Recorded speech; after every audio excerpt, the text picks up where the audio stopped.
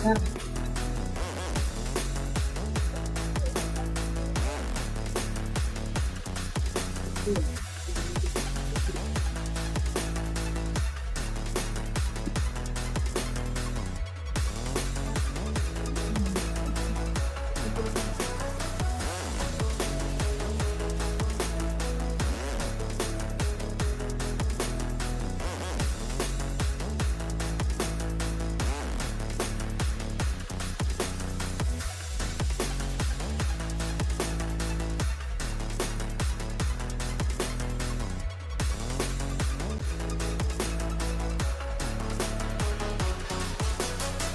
itu yang jemput nanti.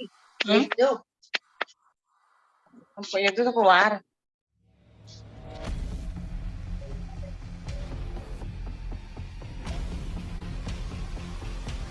Bikinlah susu anak dulu, Pe. Enggak, dia bakal tidak. Bikinlah, lagi kau lagi enggak kakak itu kan kami ada bilang tuh. Aduh. Nah, itu jangan gitu.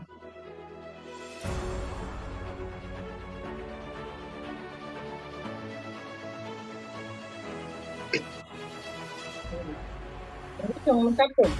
Satu nenek langsung saya Karyo.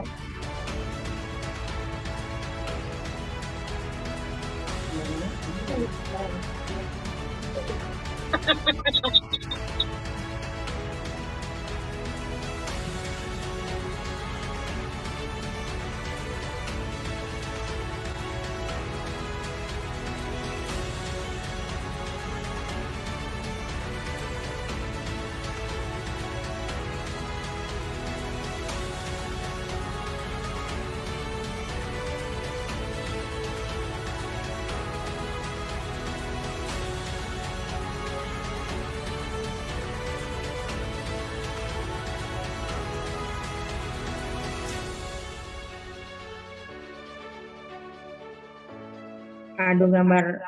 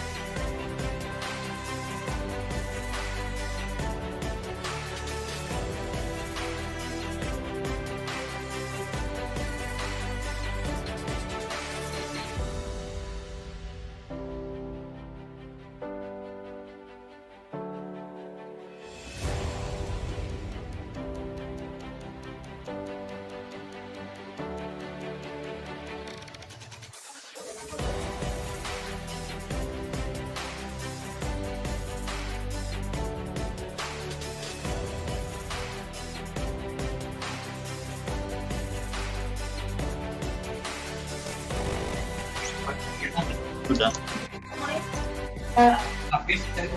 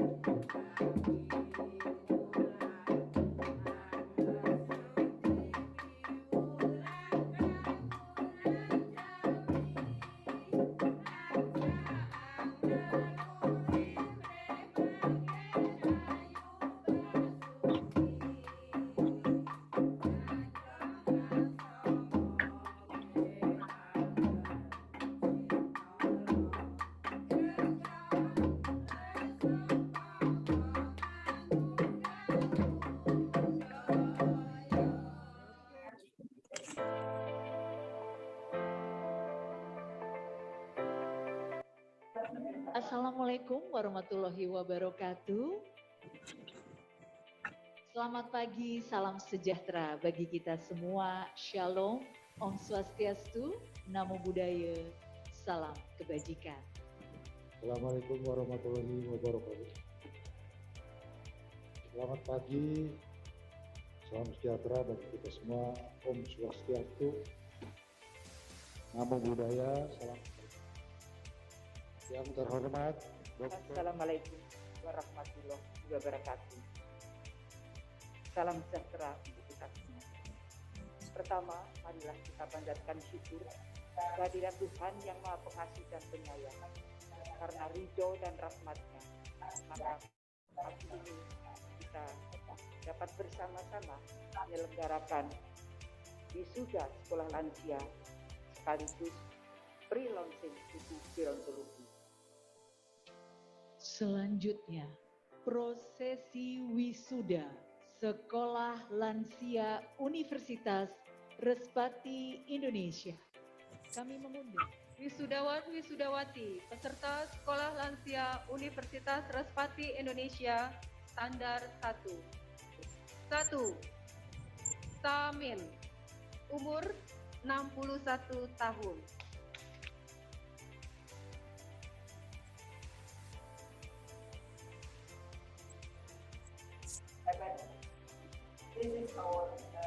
Dua, Sukirman.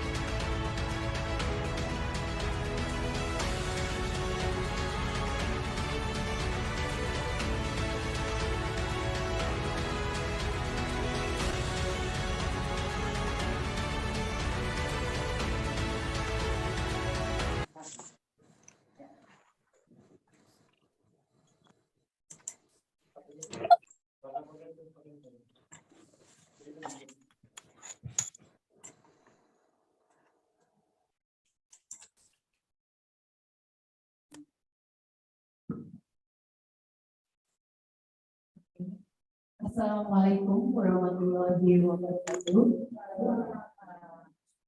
This is for all of us. Good afternoon, lecturers and participants.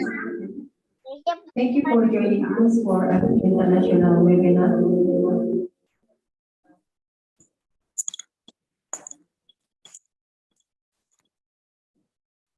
Sorry, I will read it.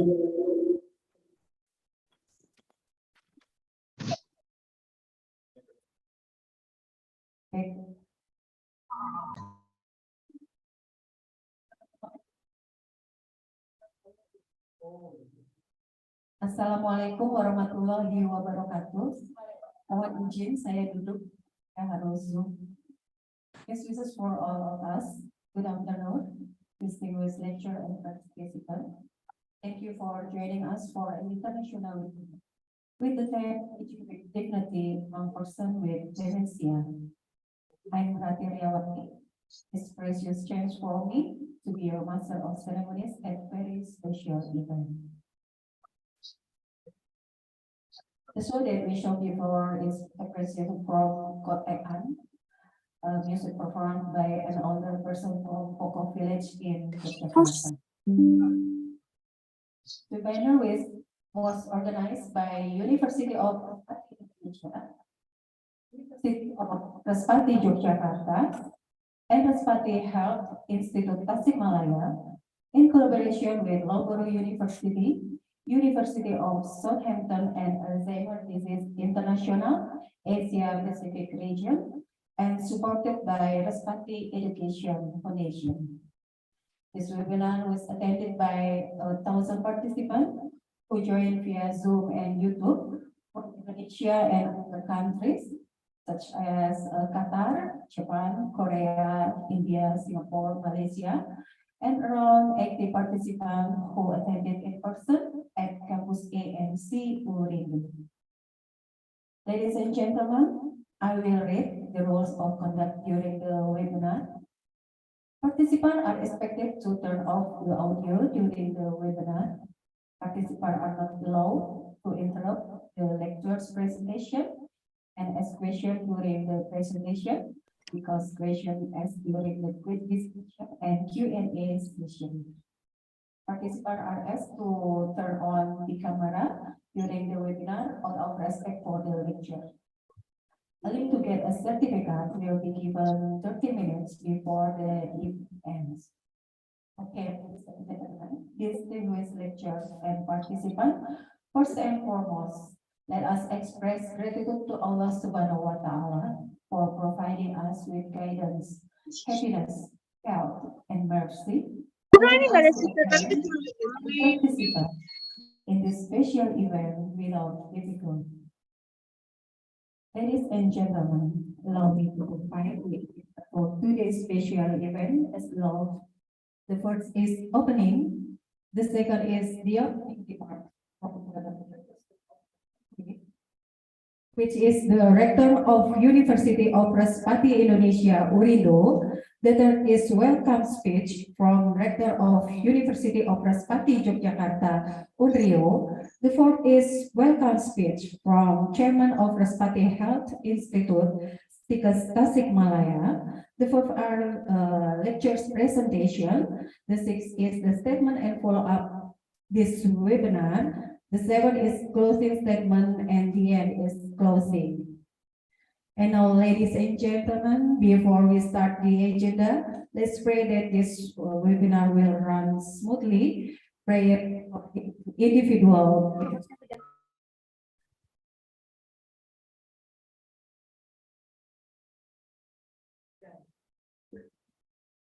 Distinguished ladies and gentlemen, let's welcome the chairman of the committee, who will officially open International with Professor Tribudi. The time is yours.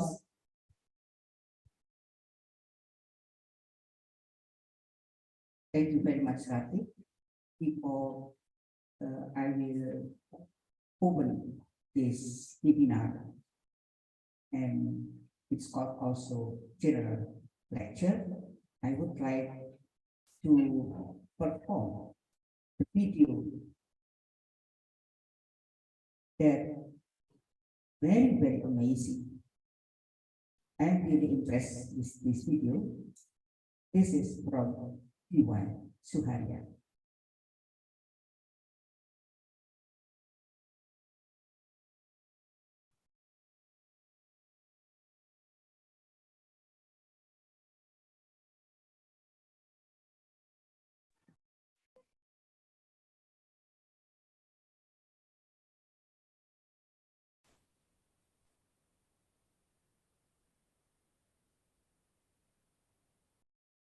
My mom's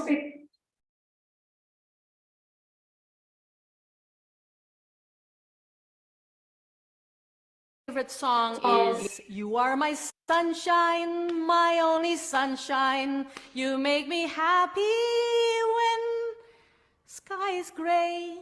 You never know, dear, how much I love you. Please don't take my sunshine away." My mom was diagnosed with dementia, but whenever we sang that song, she will clap her hands, her body will move, and she's alive. I grew up in Jakarta, Indonesia. I'm the youngest in the family, and I have a very strong bonding with my mom. When my mom was diagnosed with dementia, my dad called me. I was pursuing my PhD in Australia, and I had to choose between pursuing a PhD or my mom. I went back home. I became a full-time caregiver. I felt so lucky to have the opportunity to take care of her before she passed away. I think it was an early grieving without knowing that that's grieving. The misconception is dementia is a normal part of aging. It is not a normal part of aging at all. Dementia is a neurodegenerative disease affecting memory, executive decision, and other brain function. There is no cure. So we need to focus on providing high quality care. When I've decided to take up the role as a caregiver in my family together with my dad, it's a full-time job that's affecting not only the person with dementia, but also the entire family. Burnout is one of the highest problem on caregivers, which led me to establish Alzheimer's Indonesia. Alzheimer's Indonesia aims to improve quality life of people with dementia and family caregivers. The focus is on living positively, not focusing on what they cannot do, but focusing on what they can do. Involve them, ask them to participate, be a part of a community. I'd like to see a dementia-friendly and aging-friendly society. I think people in general might think that being old is frail, weak, isolated, lonely, but at the end of the day, it's just a mindset. I don't think of growing old. I think of evolving. I think of contributing. My mom for giving me this opportunity through her disease to help other families so they can navigate their journey of caring. My name is DY Suharya, and this is my brief but spectacular take on memory loss and healthy aging. Big applause to DY. Thank you so much, DY. Because DY, this webinar and general lecture is inspired from your passion. You are so passionate. In my opinion, you are the sunshine. You are the sunshine all over the world who care the people with dementia, starting with your mom. And please love to your mom. And please give my love to your dad.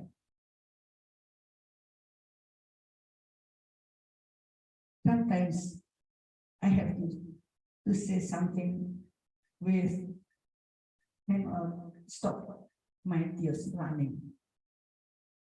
But this is really the inspiration why the webinar, the title of the webinar is Aging among older person with dementia. Again, big applause to DY. Good afternoon, ladies and gentlemen. First of all, we praise to God Almighty for His blessing. And we are really and realize the International Webinar General Lecture, which is conducted by University of Respati, Indonesia, University of Respati, Yogyakarta, and Respati Health Institute Tasikmalaya, supported by Respati Education Foundation. My great gratitude to Professor Santoso as Director of University of Respati, Yogyakarta, Dr. Lilis as the Director of Respati Health Institute Tasikmalaya, and of course to Miss Tiwi as the chairperson and also the person who gave us support from Respati Education Foundation. The honorable distinguished guests as lecturers and collaborators, Professor E. Hogervos, Loughborough University, UK. Thank you, E. We have been working for a long time, and this is one of our activities in collaboration. Again, thank you so much. Dr. Elizabeth Scudder-Butterfield from Suffolk University. Thank you, Elizabeth. We have been working together from 1999. Thank you so much. We started doing together for her PhD program from Oxford University. And at the time, she's still single, but now she has already 4 children. Big applause to Elizabeth. And of course, Ms. DY Suharya, Regional Director, Asia Pacific Alzheimer's Disease International. Thank you, DY, for everything. And since maybe around 20 years ago, we have been working together also. And now the realization that we will be learning a lot from you. Thank you again. Thank you so much, Mr. Michael Tate, as the Director of Alzheimer Indonesia.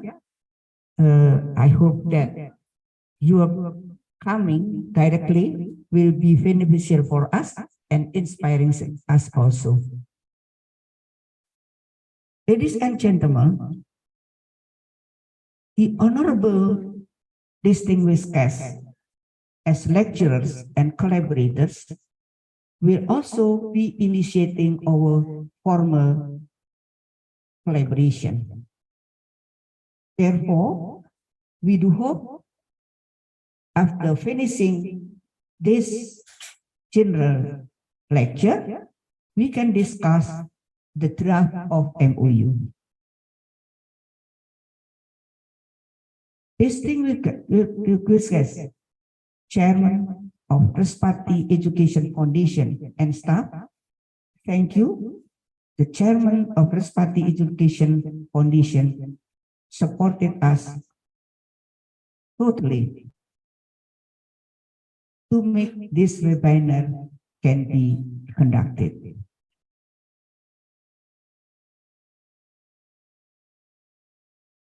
My friend, the President and members of ICAP, thank you so much for coming, for joining.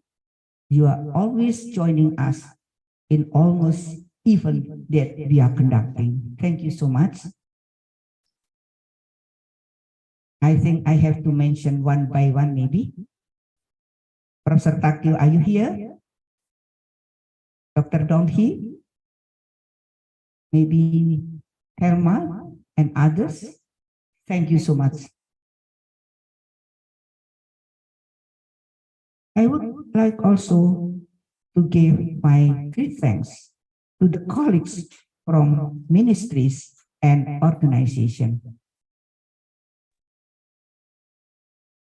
Ladies and gentlemen, I'm so happy because the academic community from University of Respati, Indonesia, academic community from Respati, Yogyakarta, and academic community from Respati Health Institute Tasikmalaya, and other universities in Indonesia and also international universities are joining us. Big applause to all the academic community. Especially, I would like to welcome and to appreciate your coming, my dear student. Would you stand up? The student, I'm proud of you all, the student. So the student are the student union and also some of them, the leaders of student union. Again, thank you so much. Please attend this webinar nicely.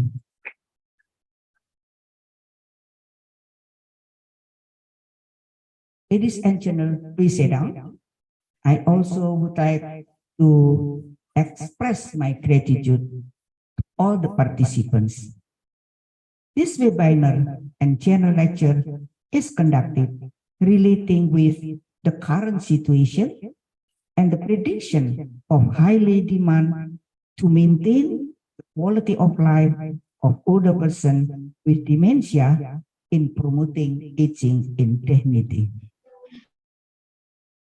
We realize that dementia is a serious problem in old age that impacts an individual's ability to function and may threaten personal dignity.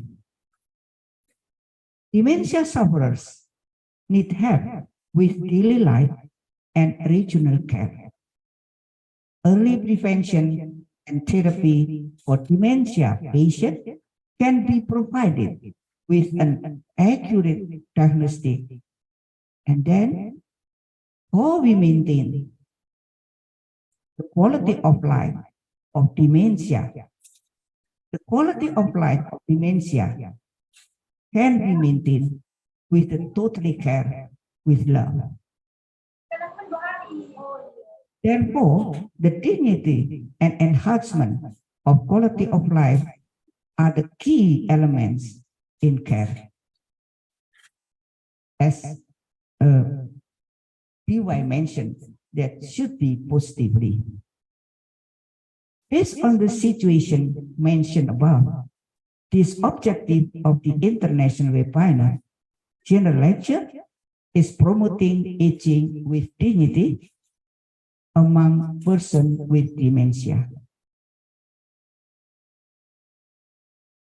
We appreciate to all the participants who joined online, around 1,000 participants from Indonesia and other countries like Singapore, Malaysia, Japan,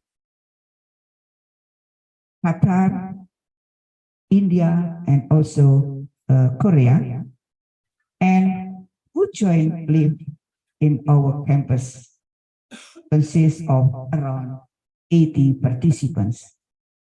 We are also supported by the committee from the foundation, I mean Respati Education Foundation and all collaborative institutions. Thank you so much. Because I realize that the number of participants, 1,000, is very huge. It's because of you have. Big applause to all of us who share the information all over the world. We do hope that this webinar general lecture will be beneficial for all of us to improve an understanding about diagnostic, prevention, and treatment in dementia, to enhance the role of caregiving for older persons with dementia, and to understand the role of Alzheimer's Disease International in promoting dementia policy and program, including national plan. We are very happy and very proud that this session will be organized and moderated by Dr. Susiana Nugraha. Please stand up.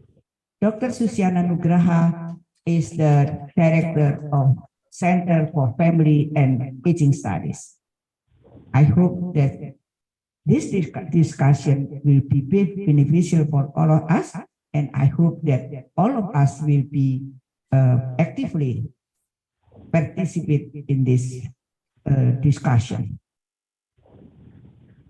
Finally, we are grateful for the spirit of this venue.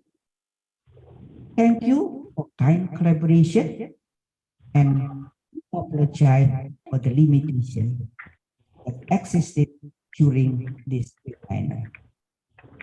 With the permission of God Almighty, herewith the webinar and general lecture officially open. Thank you so much. Thank you, Prof. Tribudi, for the speech. And thus, this international webinar general lecture has been officially opened. Let's give applause. Next, we will listen to the welcome speech from the Rector of UNRIO, who will be represented by Vice Rector 1, Dr. Francisca Lani. The time is yours. Thank you. Good morning and good afternoon, ladies and gentlemen.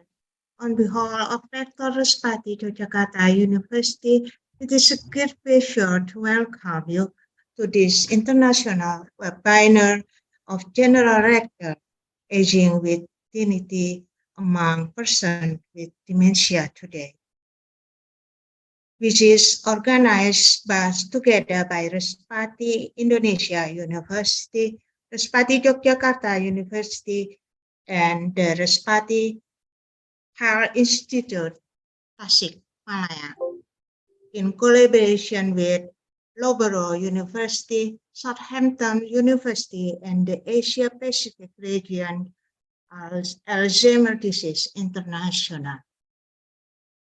Firstly, I'm honored to have the representative of the Respati Education Foundation joining us, Mrs. Tiwi Nur Astuti. Thank you, Tiwi. Secondly, for Prof. Tribudi Raharjo, Director of Respati Indonesia University, who conducts this meeting.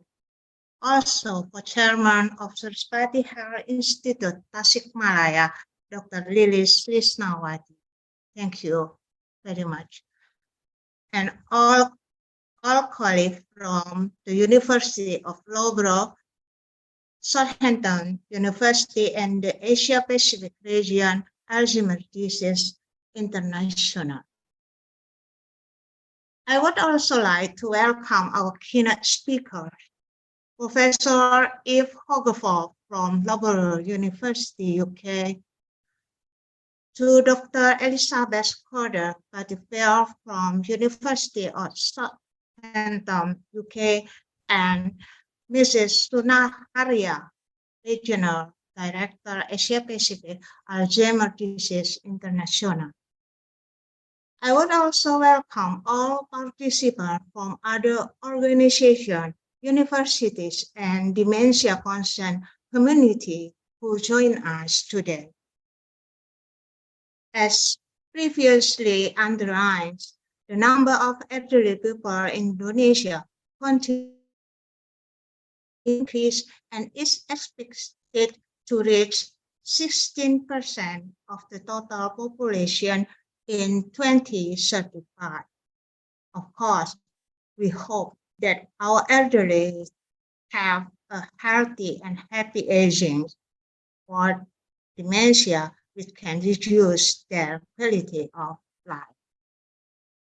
Ladies and gentlemen, in 20 and 21st, Yogyakarta is a province with the highest percentage of elderly people in Indonesia who age over 60 years at 70.3%, and also have the highest lifespan among other Indonesian provinces. Of course, as a scientific community in Yogyakarta, our university pays special attention to the elderly life quality with various programs through the Center of Elderly Studies, which is supported by academic staff from the Faculty of Health Science. Today, we will take part in the general lecture with the themes Aging with Dignity among persons with dementia, with keynote speakers who are experts in the field of aging and dementia from both UK and Indonesia.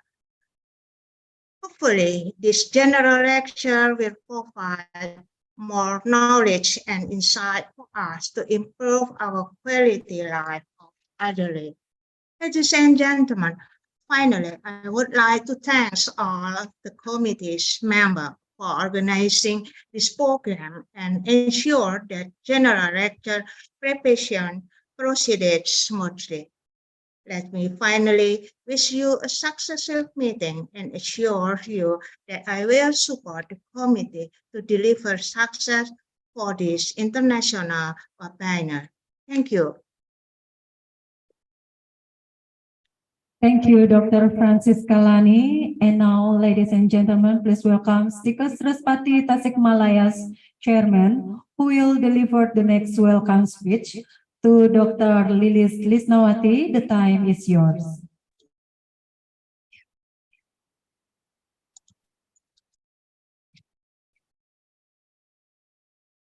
Ya, Bismillahirrahmanirrahim. Sudah jelas? Sudah, Bu.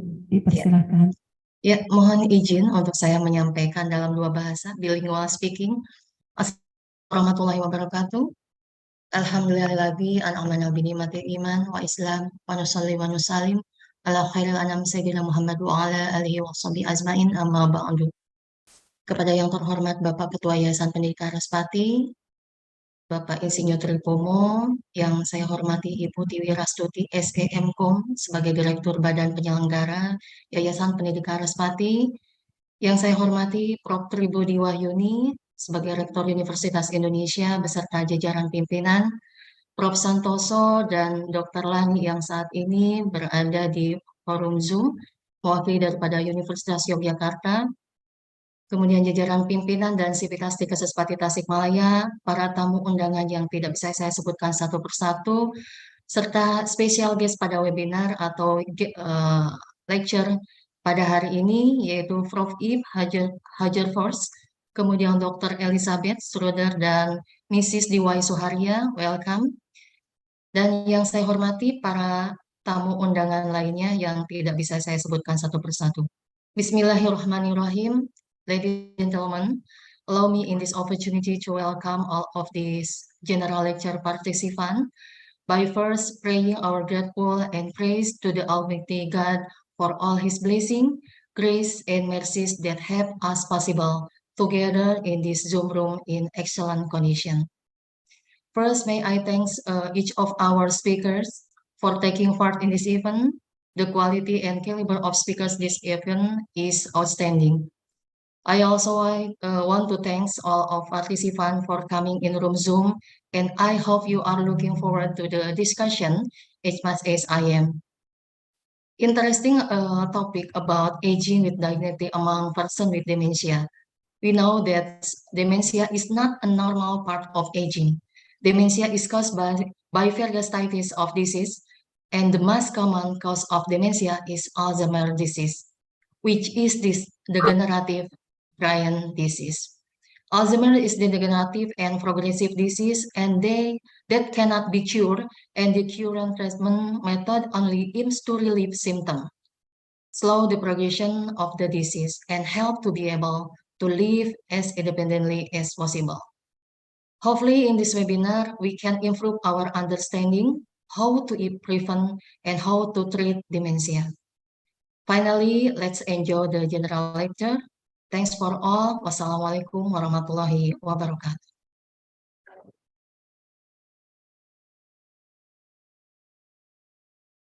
Thank you, Dr. Lilis Lisnawati. Ladies and gentlemen, distinguished lecturers and participants, we will listen to the welcome speech from Mrs. Tiwi Nurhastuti, the Director of Badan Pelaksana Harian Respati Education Foundation. The time is yours.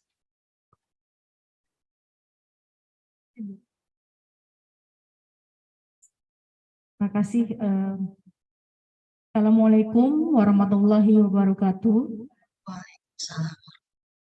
Selamat siang, good afternoon. Izinkan saya memberikan welcome speech-nya dalam bahasa Inggris. Best wishes to all of us. Good afternoon, distinguished guests, ladies and gentlemen, and all the participants. The Honorable Rector of University of Respati Indonesia, Prof.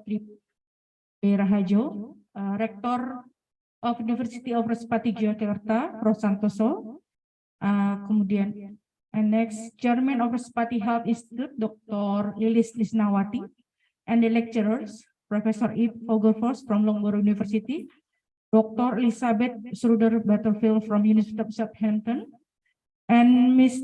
Diwai Suharya, Regional Director of Asia Pacific Alzheimer's Disease International, and Dr. Susiana Nugraha as a moderator, and Mr. Michael Drip, Director of Alzheimer's Indonesia, and to all of you, Academic University of Purindo, Unrio, Stikas Tasikmalaya, Longboro University, University of Southampton, and all participants. First of all, let us express our gratitude towards to the Almighty Allah Subhanahu wa Ta'ala, whose blessings are always with us, so that we all can be here in Urindo campus. It gives me tremendous pleasure to be presenting the welcome speech amongst the most esteemed personalities who have won accolades in their respective fields. Before we begin this webinar, as a daily managing director of Respati Foundation, I would like to say thank you for the opportunity that has given to me. It is an honor for me on behalf of the Respati Foundation to welcome everyone who comes to the International Webinar General Lecture with the theme Aging with Dignity Among Persons with Dementia at the Campus C Urindo, or via Zoom or YouTube. This webinar was organized by 3 educational institution under auspices of the Respati Foundation, which is Urindo, Rio, and Stikes Respati Tasikmalaya. And collaboration with Longboro University, the University of Southampton, and Alzheimer's Disease International. Dear distinguished guests, aging is a natural process that we cannot refuse. How we live our life and how do we age our choices. We cannot deny that demographic change needs to be observed with an increasing trend in the number of elderly people up to 20 and 35, and dementia is one of the conditions that are often experienced by the elderly, whose initial symptoms are considered to be a natural thing. If you are old, you will definitely forget. But Alzheimer is one of the causes of dementia, and if left unchecked, can cause death. Decreased brain function will be accompanied by decreased motor sensory and cognitive function in sufferers. And the decline in this function often causes the elderly to become stressed about themselves and eventually lose their dignity. This international webinar is very useful to adding insight and enrich all of our knowledge, because caring for the elderly is not only the responsibility of professional caregivers, but also the most important environment around the elderly, namely the family. Hopefully, with this webinar, we can learn how to detect early signs of dementia in the elderly we care for, or in our elderly parents, or even in ourselves, because Alzheimer's does not always only occur in the elderly.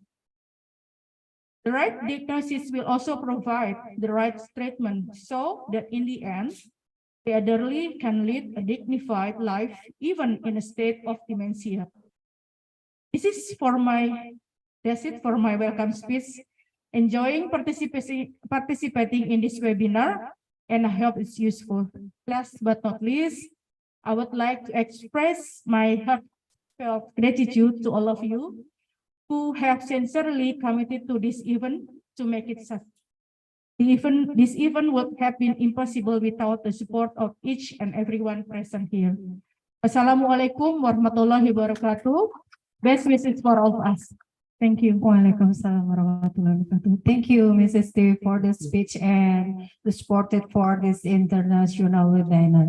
And now, ladies and gentlemen, we will enter the main event, which will be led by Dr. Susiana Nugraha. I'll begin by introducing our moderator by reading her short curriculum vitae.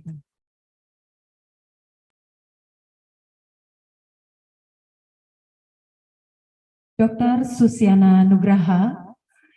Her education is Doctor of Public Health at Faculty of Public Health, University of Indonesia, Master of Health Science at the Graduate School of Biomedical Sciences, Nagasaki University, Japan, Bachelor of Public Health at Ayani School of Health Sciences, West Java, Indonesia, and Diploma of Nursing, Dr. Sutomo, Surabaya.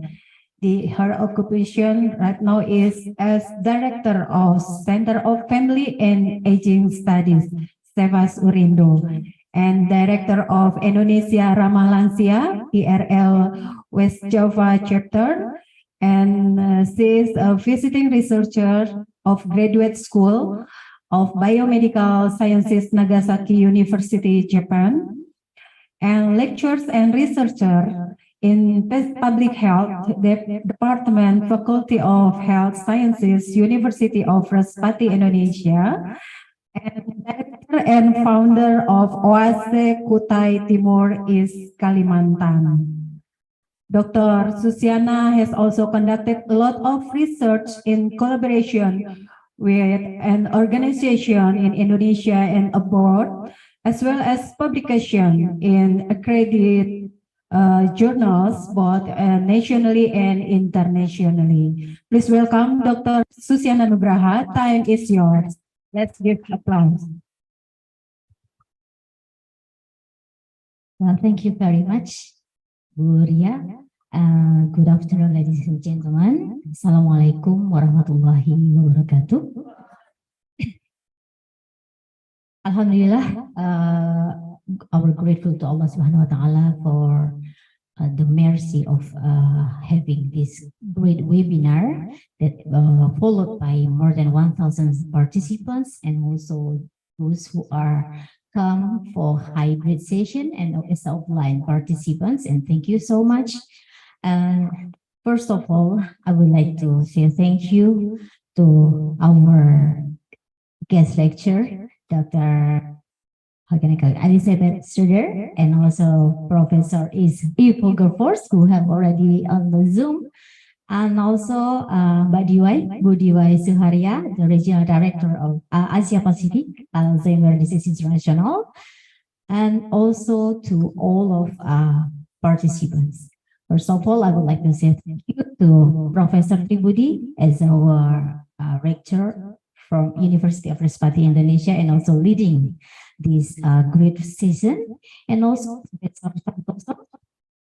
University of Respati, Yogyakarta, Lisnawati, Chairperson of Respati Health Institute, Tasikmalaya, and also Ibu Tiwi Nurhastuti, the steering person of the Committee of Respati Education Foundation, and to all of distinguished guests who already come in the webinar, offline or online. Thank you so much. Yeah, first of all, I would like to introduce Dr. Elizabeth Struder as our guest lecturer. We have the slide. Dr. Elizabeth is an associate professor in gerontology, University of Southampton, United Kingdom, and also she's lecturer in gerontology in University of Southampton. And she used to be a chair Faculty of Research Ethics Committee, Faculty of Social Science, University of Southampton. And she used to be a British academic postdoctoral research fellow in St. Anthony. And she has lots of experience. And let's talk about her education background. She's a postgraduate certificate academic practice, University of Southampton, and Doctor of Philosophy in Social Demography, Department of Social Policy and Social Work, Medical Demography with distinction in London School of Hygiene and Tropical Medicines, and also a Bachelor in Human Sciences. She has lots of research experience and also publication. You can search her name easily, Elizabeth Struder. And another, our guest lecturer is Professor Eve. Hello, Prof. Eve. It is nice to see you again in this board. And Professor Ivo Gerfors is from the Loughborough University. She's one of the top 10 universities in the UK since 2005. And before, she worked at Oxford and Cambridge University. She also investigated the risk and protective factor for dementia, as well as early diagnosis. She also has several chairs in Indonesia, and she is our visiting professor at Urindo and also Unrio Yogyakarta. And with Professor Tribudi, she has written over 100 publications in international peer-reviewed journal, and often are invited to speak at the international meeting. Yeah, this is two great experts who will deliver their lecture to our webinar. Okay, first of all, I would like to invite Professor Eve. Hi, Eve, are you there? Yes, I am. Okay, it is nice to see you again. Good morning there. What time is it? Thank you. Good afternoon.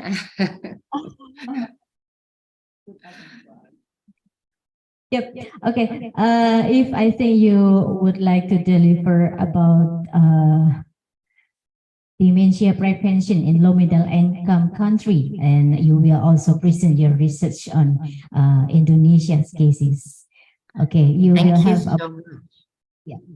have about 20 minutes to present your pieces, and then we'll have a discussion after that. And to all of the audience, whether in this room or in other in online session, please write down your questions in the chat room, or for those who come offline today, you may ask directly to the speakers. Okay, if time is yours. Thank you so much for your kind invitation and your kind words, Susiana. I was asked to speak about dementia prevention, which this lecture I've given before, parts of it. My apologies for this. I would like to present some new data as well. So this work's been done by our collaborators, including the people here present, Prof. Tripudi and Dr. Lizzie Schroeder-Butterfield. And I'm very grateful for all our collaborators in Indonesia, including others like Prof. Yvonne and Prof. Yuda Turana, and of course, Dr. Philip Krieger from Oxford. So Loughborough University is here in the heart of England. It's a good university in the top 10, and we've been working with Prof. Tripudi since 2005, mainly on dementia, which, as you know, is a huge problem in the world and also in Indonesia. There is nothing we can do about dementia currently long-term in terms of treatment, but we can prevent its progression. And that could potentially reduce numbers by perhaps 40%. So that's quite significant. We can do this primary over the lifespan to prevent the buildup of pathology. We've heard dementia is not normal aging. It's characterized by pathology from Dr. DY. And we can also do this secondary. So once people have developed memory problems or other cognitive problems, we can prevent the progression of this to dementia. And we can do it at a tertiary level. So once people have dementia, we can reduce the rate of the worsening of symptoms. So we can stop people going to the severe stages, which, as DY said, are so labor intense, so give such a carer burden. So the risk factors for dementia, I've spoken about this before. We know that what is bad for the heart is bad for the brain.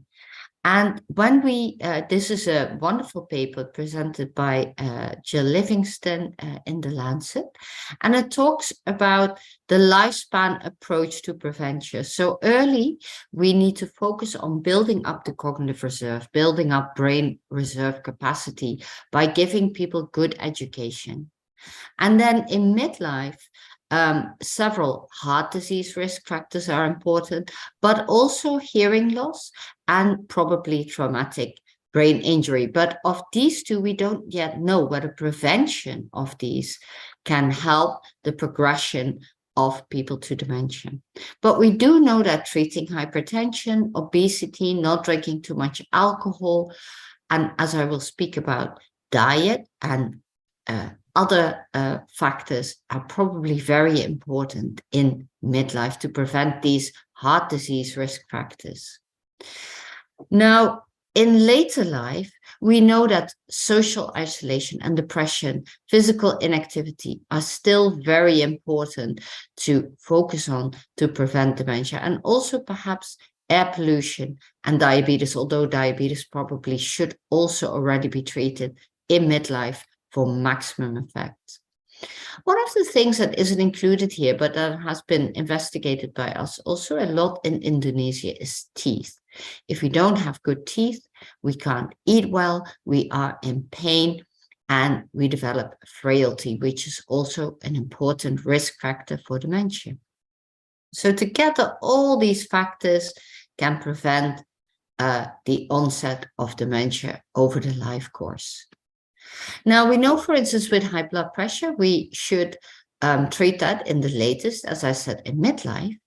But this is associated with childhood IQ. So education really is crucial. Education allows us to build up perhaps more financial resources, and that is associated with fewer risk factors for heart disease, but also for dementia. So high blood pressure needs to be treated at the latest in midlife for optimal effects, perhaps before really focusing on education. Good education is so important. Now we can see that high blood pressure in, and these data were presented at a conference I was at in Scandinavia, where in the early cohorts, high blood pressure was a very important risk factor for later onset dementia.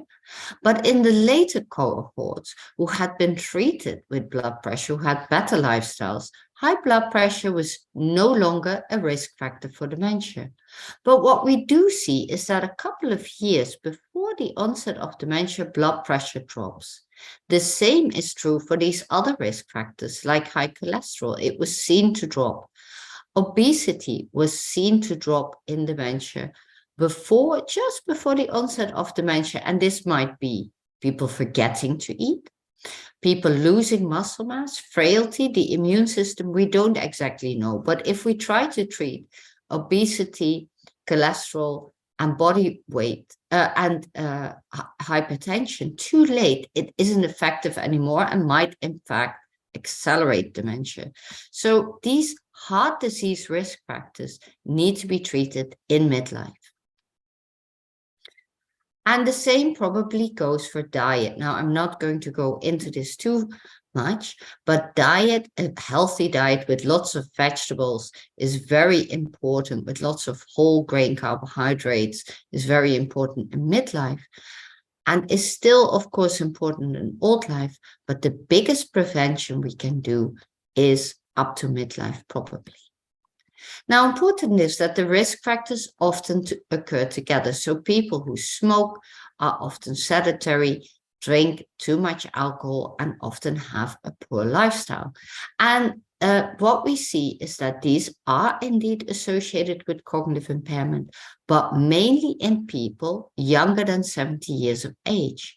It doesn't mean that this is not important later, but the biggest benefit we can have is in midlife. So we need to treat and tackle prevention at the latest in midlife in the young old. Now, this is all associated with poverty and low education. So it's very important to treat even earlier, as I said, in childhood by providing good education. Now, very important is that we see that the risk factors might be different for different cohorts, depending on what happens to people in the course of their life, but also to gender. So, for instance, hypertension is known to be a risk factor for women, but not men. So this is very important. Exercise might be, for that reason, more beneficial for middle-aged women than for men. Now, there have been several studies to try to prevent dementia called FINGER, or equivalents of that, like SINGER in Singapore and other worldwide initiatives that were started. But these are all started in relatively older people over the age of 60. And the effects are, while they are reasonably good, we've tried to focus on the diet, the medical management of heart disease, exercise and brain training, they're not quite as good as we were hoping to. And similar studies like FINGER, for instance, MAPT in France and PREDIVA in the Netherlands, did not show any effects on preventing dementia. But it seemed to be that perhaps those who were most at risk still had better functioning. SINGER, the pilot study in Singapore using these preventative treatments, also showed no difference in cognitive outcomes, although there was a trend for blood pressure to be better after 6 months. So this was quite disappointing. But it could be that for optimal effects, we should start earlier in midlife. Now, we've done a lot of research with Professor Tribhuti since 2005 in Indonesia.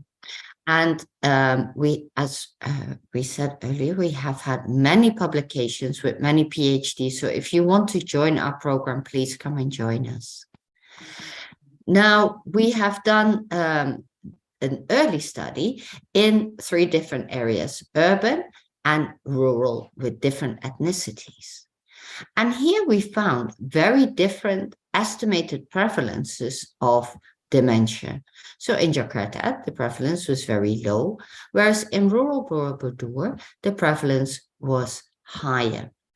And this was also the same for dependency for needs.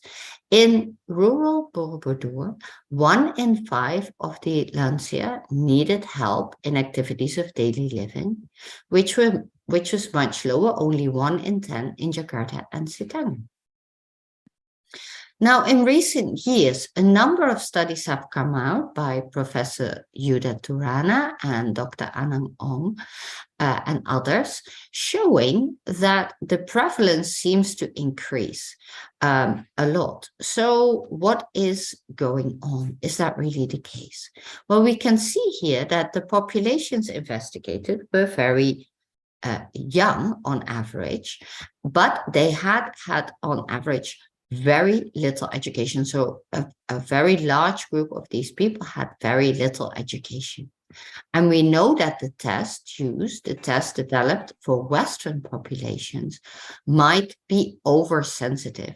So this might actually be an overestimate, because these numbers are maybe 3 times higher than numbers we see in other countries.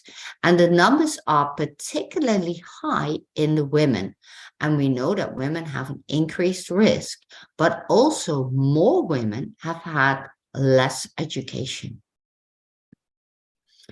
In the cohorts in general, so this is our first cohort, this is the IFLS in Indonesia, from a paper by Professor Yvonne Andayani.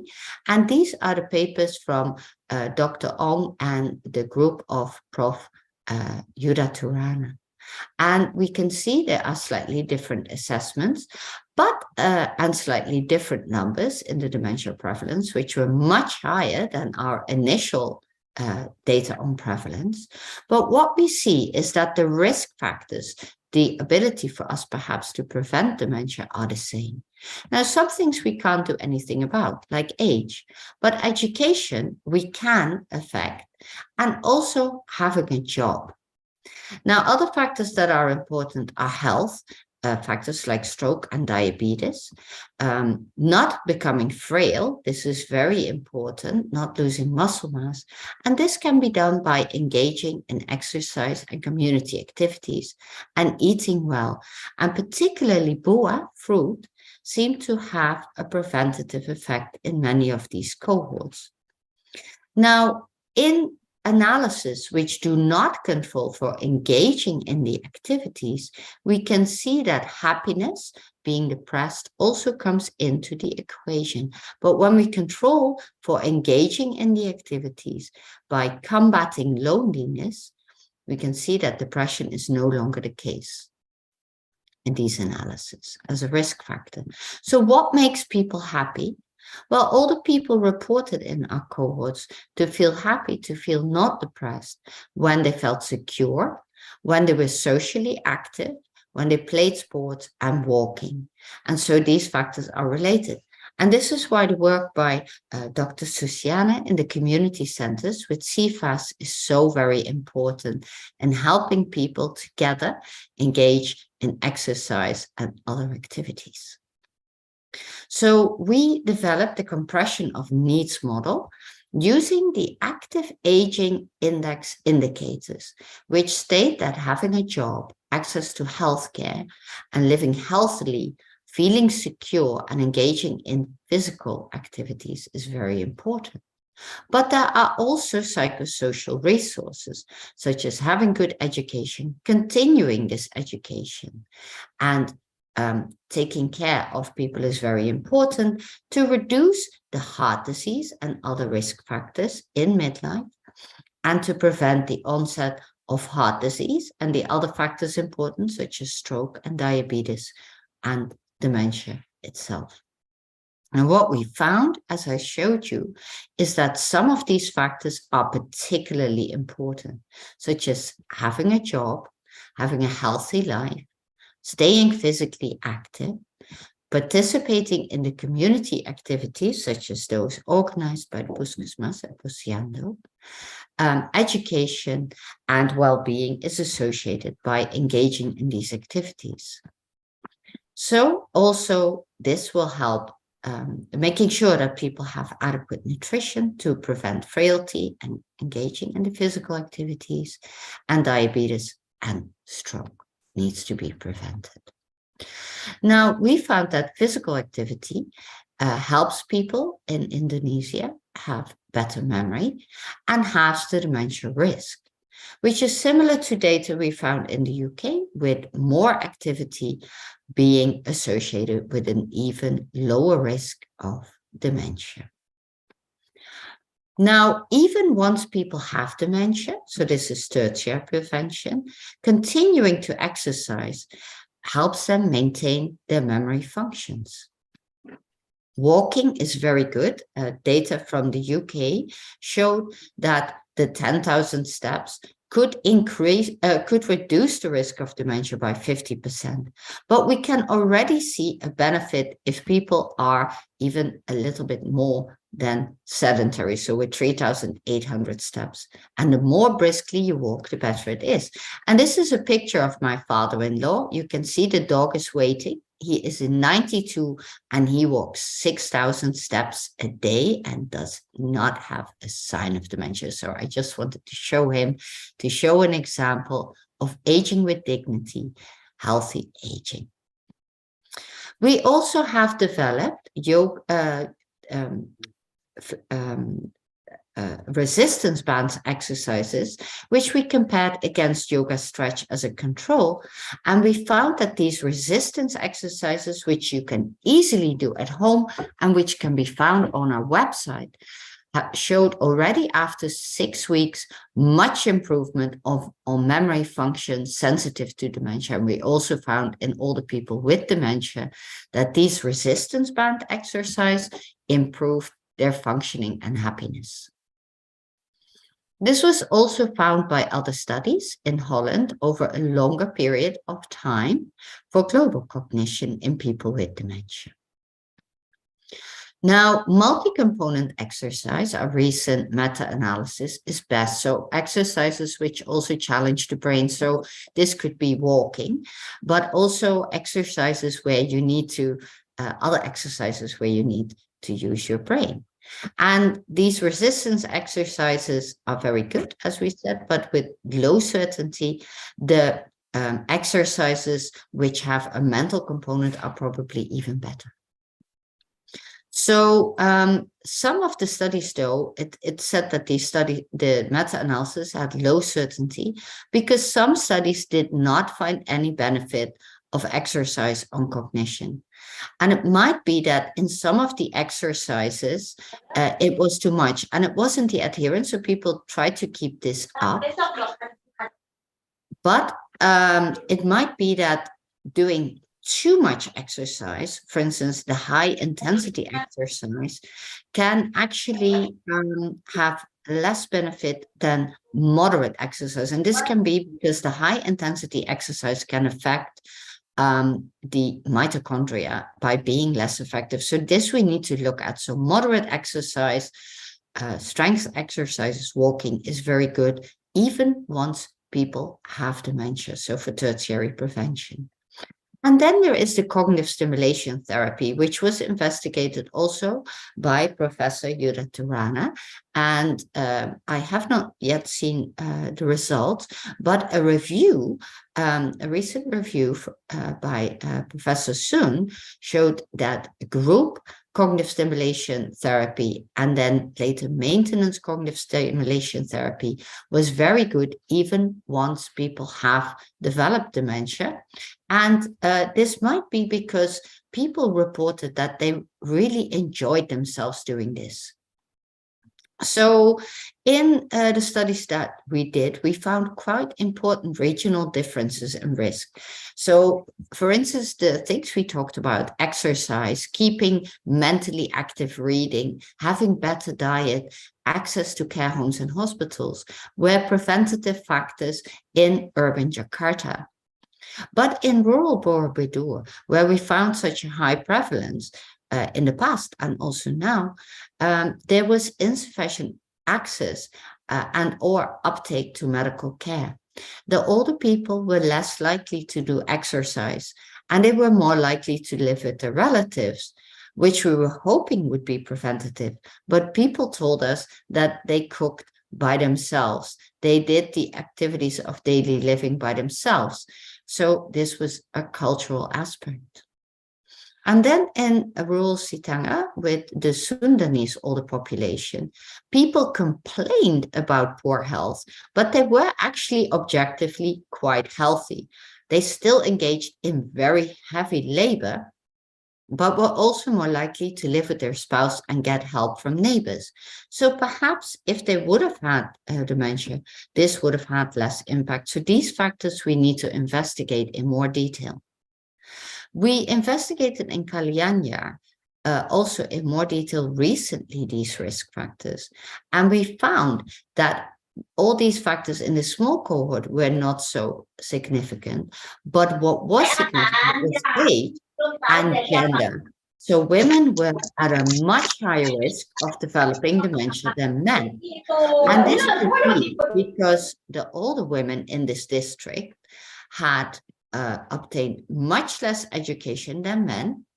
They were much less likely to have a job when they were older. And most of them lived with their family. So they were dependent on their family. And this is something we found earlier in data with Dr. Avi Arafin in SUPAS, that women had systematically lower education. They were less healthy. They needed more help with their activities of daily living. They relied on their children. And again, also in this cohort, only a quarter of the women had a job. They were much less likely to read, do exercise, and spend time outdoors. So these are all the protective activities we found earlier, which could explain why the women had so much of a higher risk of dementia, a double risk in this cohort. Now, this is a very important factor when aging with dignity, when aging well with healthy aging. And this came into the equation many times, that having a job can reduce the risk for dementia and reduce the risk for cognitive decline. And we call this mental retirement. And a recent study again came out from China, because you could argue, well, people who already have symptoms will stop working earlier. But this study from China followed people up who'd been given the opportunity to get early pensions, early retirement. And in the people who did this, they found accelerated memory decline in those tests sensitive to dementia. And that was again seen especially in women. And these women again had low education, so they were more likely to have less cognitive reserve. And what they found was the major issue with this retirement is that the women were less socially engaged. They were less likely to keep volunteering and having social interaction. So in another study in the US and in studies in the UK, what they found was that women were more likely to disengage. So they didn't attempt to do difficult tasks. They set their ambition very low and became dependent on others. So this was a really interesting study, because both in the US and the American study, those people who, in the Chinese study, those people who retired early were more likely to have less stress, better diets, better sleep. They had less illness, were less likely to use alcohol and to smoke, all the factors that are important in the development of dementia and other disease. So despite these better health factors, the fact that they were less socially active and less socially engaged possibly increased the risk. So it's very important to not retire mentally. So our further research, I hope to be able to do in Indonesia with you and maybe with some new people, new students, is to look at whether the dementia screening tests are actually culturally applicable. Because when we spoke to the carers in the community, the dementia prevalence was much lower, and it was much more like it was in Europe. So maybe the tests that we're using, like Prof. Yuda said, are just not applicable in Indonesia. Also, what we need to look at more is whether people stop engaging with activities because they have dementia. They might not be able to engage with activities. And maybe men, because we said men have lower risk, is it because men with poor health don't attend the health surveys? Or did they die earlier, like they do in the UK? They die earlier of heart disease, which is a risk factor for dementia, as I showed you. Another question is, and maybe Dr. Lizzie Schroeder-Butterfield will be able to answer this, is why do women live with children? Is that a choice or is that necessary? And how about filial respect? Is there a pressure from the children to make the women live with them?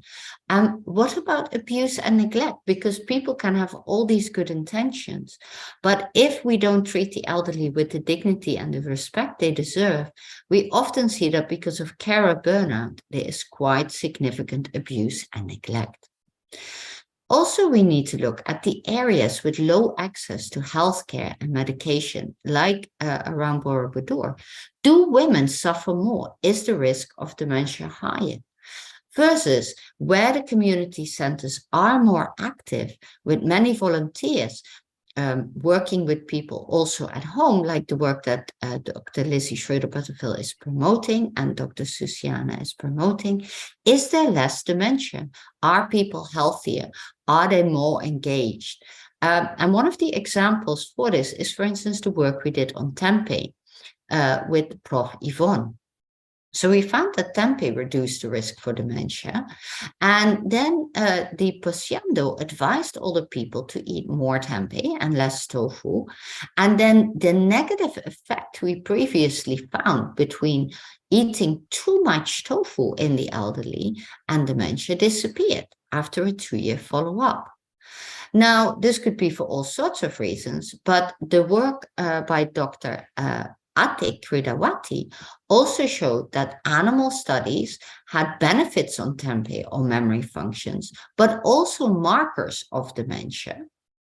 And recently, Prof. Yvonne Handayani showed that tempeh in randomized controlled trials had benefits in older people with and without dementia on their memory. And she wrote a wonderful review, a meta-analysis, to show that this is indeed a trend, particularly in East Asian communities, so perhaps not so much in the UK. So in sum, the heart disease risk factors like obesity, smoking, high cholesterol, blood pressure should be treated in midlife at the latest for the biggest effects on primary prevention. And this is probably the same for nutrition, but not for tempeh. For tempeh, that effect goes on, also once people have developed dementia.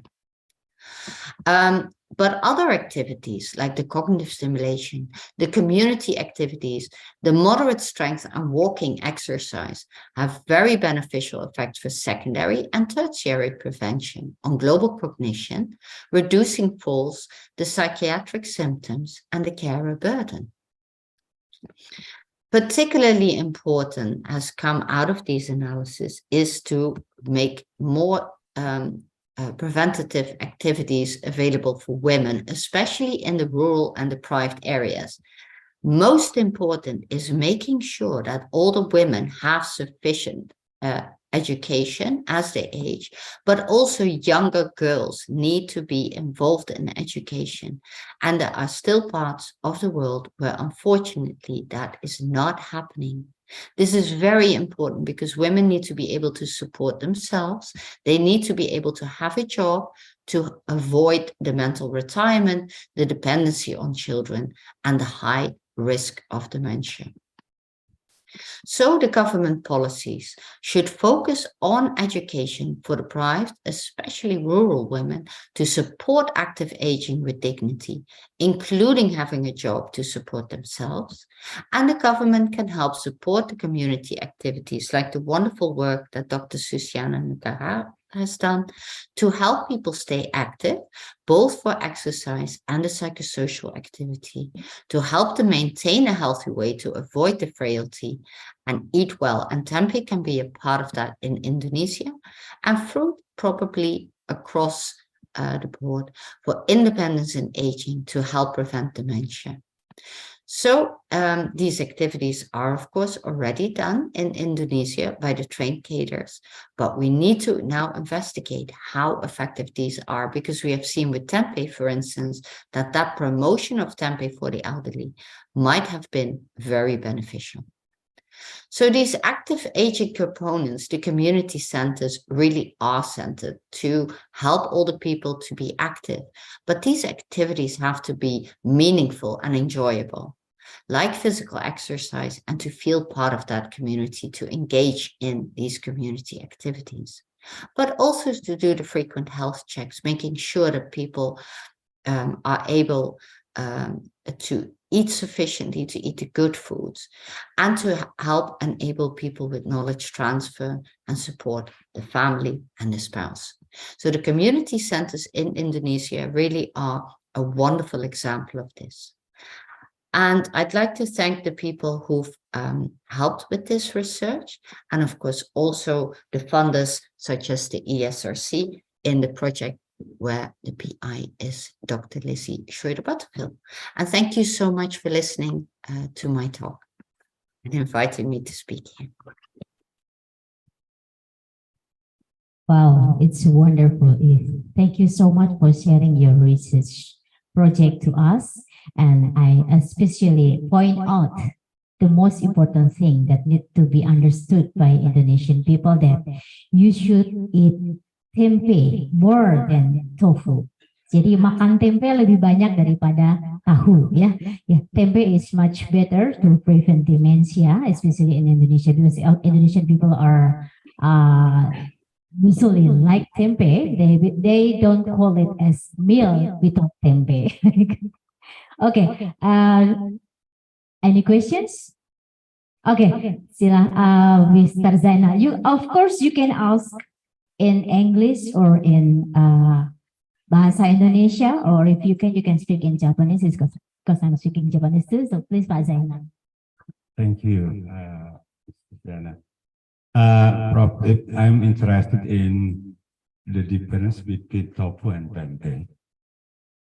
Tofu will increase dementia 30%, and tempe will decrease dementia. So I like tofu very much. So what your suggestion about it? Thank you. It's a very nice question, because lots of people are pointing out about the difference between tempe and tofu. So if please your explanation about the difference between tempe and tofu. Well, the association of tofu with dementia, we're not the first to find that. Professor White in Hawaii already found this association. This is for the older people, so not so much for the middle age. It's quite beneficial. It's a very, very healthy food and a lovely food. But we later found this association, particularly in Borobudur, and the elderly there. And we found this in China, and we found this in other cohorts as well. Again, in Hawaii, we found this. We first thought it might be because tofu is associated with thyroid function, which we know is also a risk factor for poor thyroid function, is also a risk factor for dementia. But this wasn't the case in our studies. It wasn't thyroid disease that explained this difference. Then we thought it might be just a coincidence, because people with bad teeth, with poor teeth, tend to eat tofu, perhaps because of the inability to chew meat, so they eat more tofu. But that also didn't seem to be the case.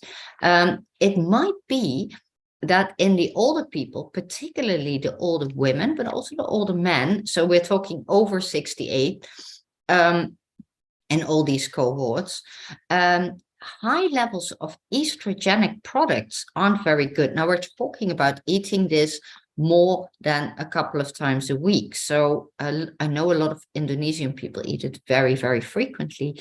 Perhaps people should try to eat it, maybe 4 times a week. That seems to be quite good, but there is a dose response. So we don't actually know. The mice studies didn't show negative effects on the tofu in all the mice, but mice aren't men. But what the mice studies did show in the wonderful work by Dr. Atik Kedawati is that tempeh was very beneficial. Now, tempeh is, as you know, is fermented. And because of the fermentation with the molds, it produces B vitamins. And we know that in Oxford, when people had adequate B vitamins in their blood with these estrogenic metabolites, that actually they were prevented. Dementia was prevented because B vitamins are very important. So it might be that B vitamins help estrogens exert beneficial effects for longer. Because we know for women going through the menopause that perhaps having estrogenic metabolites in the blood is actually quite good. Later, that effect becomes negative. So it's a very complicated story. The other thing might be that, again, it's, because people, for tempeh, often you need to eat because it's quite fibrous. You need to have good teeth. So maybe it's associated with this. But what we do know, and this is something we wanted to investigate, is that tempeh, of course, because of its fermentation, is very good for the gut. And we know that the guts are very important in the prevention of dementia by promoting the immune system, by promoting general health. So it might just be something associated with that. But the last word hasn't been said on why tempeh might be preventative for dementia. Okay, thank you so much. So it's quite clear, Pak Zainal. So don't worry, you still can eat tofu, but not too much, maybe. Yeah. Yeah, of course. Okay. Any other question? So I think you need to add your frequency of eating tempeh and lesser in tofu. Any question? Any other questions? Okay. I think. Hang on, let me check those who are asking through Zoom or YouTube. Well, there is Dr. Harry, Miss Chichi. How about the people that believe that tempeh is one of the cancer factors? I know them from higher education, so it is commonly published maybe in some studies that tempeh is one of the risk factor for cancer. What do you think about it? Well, the difficulty is, and I was just going to add that with tofu really, is when we find an association, it doesn't necessarily mean that that's causal, because as I said, it could be caused by something else. Now, I'm personally not aware of tempeh having an increased cancer risk. I haven't seen that. In fact, if anything, because soy products are estrogenic compounds, they can act on the estrogen receptor, but actually prevent overactivation of estrogens on the receptors. So I am personally not aware of studies showing tempeh as a cancer risk. I would actually imagine that it's the opposite. A lot of the studies into soy products have suggested that there might actually be a reduced risk of, for instance, estrogenic cancer like breast cancer. So personally, I'm not aware of this. What is a possibility in some studies that might have found this is that, for instance, with tofu, in the early days, formaldehyde was added to tofu to maintain it, which we thought could be not very good for the brain and is also carcinogenic. But we did research in this, one of the students looked at formaldehyde in tofu and didn't find any evidence of formaldehyde in any of the tofu samples around Jakarta. I think that was, there was good policy to suppress that activity in people. But for tempeh, of course, you don't need formaldehyde because that keeps quite well because of its fermentation. But it could, of course, be that other compounds are added, and there is often very little control. So sometimes, tempeh might be manufactured in little factories where heavy metals are used, which could be carcinogenic, or maybe the pesticides, if the soybeans are full of pesticides and that isn't adequately treated and removed, then that could be carcinogenic. But the tempeh itself, and there are many companies around Jakarta which pay very good attention to good and safe and healthy manufacturing of tempeh. I wouldn't think that would be carcinogenic, but of course I might have just missed that. But I'd be very grateful if you would send me the references to this, because it's very important to investigate that. Thank you. Thank you so much. So maybe the main risk factor of the finding that tempeh could become carcinogenic factors, the carcinogenic agent, is maybe the hygiene of the way they make tempeh. Maybe they use heavy metal that may be diluted during the tempeh process, and other pesticides or other compound like maybe GMO. Yeah, I don't know. I'm loath to, a lot of people are very negative about genetically modified foods. I think, of course, we have to be careful. If you suddenly start upping the estrogenic, compounds, that is not going to be very healthy. But we shouldn't forget that, of course, throughout the centuries, we've massively genetically modified our foods, and that's caused a whole ruck of issues. Loss of nutrients is perhaps the most important factor that we need to look at in a lot of the foods that we're producing. There was a recent paper by Nature that is, with speeded up growth, bulking up with sugars. In a lot of the fruits, for instance, we've lost a lot of the nutrients because of century-long GMO. Whether that could be carcinogenic, perhaps, but I don't think we can make a blanket statement like that. Again, we really need to look at the individual compounds. What is it that could be causing this? And this is one of the problems in tempeh and in tofu, especially in tempeh, is there are so many compounds that could be beneficial, but perhaps also could have adverse effects. But as I said, I am personally not aware of the adverse effects. So I don't know. Okay, thank you so much, If. There are a lot of factors. So, Ibu Lilis, if you have any academic reference, the scientific proof that mentioning about the risk, tempeh as a risk factor of hang cancer. on, one second. I do remember that Dr. Kidawati did find but this was particularly of tofu, I think. She did find effects on the thyroid. So this is with a high dose. You don't want to overdo it with the soy products, because it can affect the thyroid. And whether these were the thyroid was enlarged in the animals. So that could be a negative effect of having a very, very high dose. So I think as with everything, we just don't want to overdo it. And it's certainly something to look at and be clear of, but not in our human studies, that wasn't found. So maybe in the animal studies, yes, with high dose. Okay, thank you so much, Eve. I think we still have lots of questions, but we have very shorted time.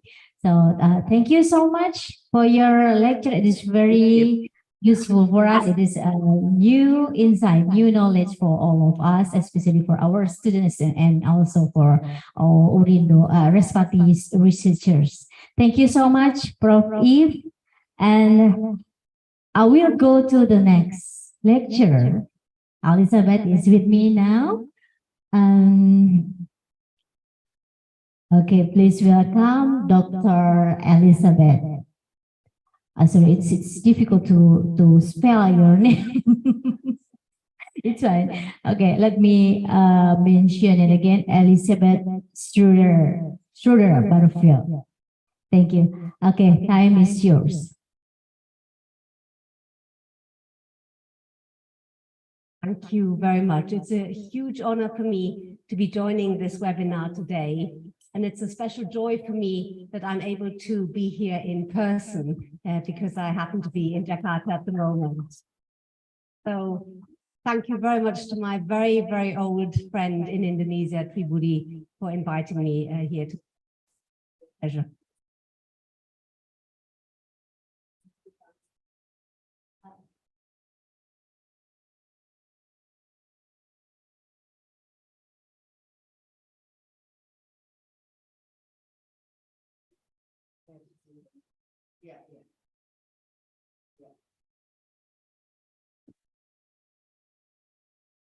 So I'm going to focus on family networks in Indonesia, because that's where my kind of specialization and greatest interest lies. So I'm going to sort of see what role family networks play in maybe shaping the type or the extent and the quality of care that's available for older people with dementia in Indonesia. So the care for older people in Indonesia, including people with dementia, is a case of what Nora Keating has referred to as familism by default. Means that the family has to provide because there is virtually no long-term care provision from the government. However, families are not a black box. We need to know what happens within families. And care also doesn't arise by magic. So there's obviously negotiation going on within a family and different ways in which those negotiations then play out. So I would want to argue in my presentation that the nature of care networks impacts on the dignity and care of older people with dementia. Not all families are able to provide good quality care, especially where the care needs are complex, as is the case with dementia.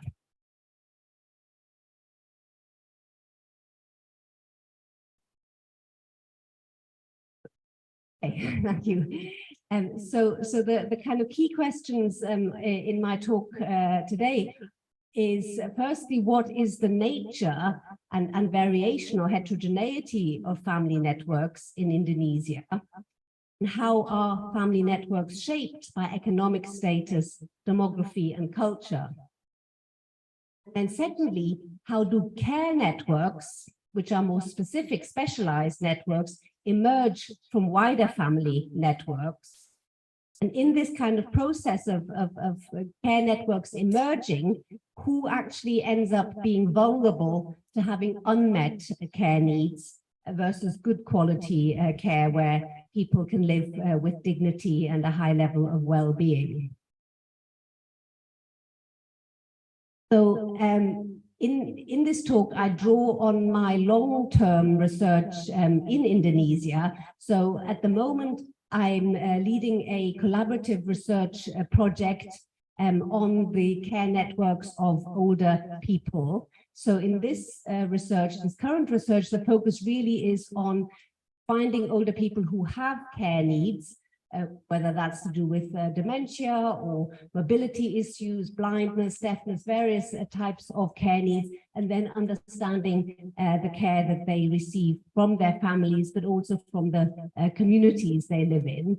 So for this collaborative research, we're doing ethnographic, so mainly qualitative research, 5 locations in Indonesia, including Sumatra Barat, Jakarta, Yogyakarta, East Java, and Alor.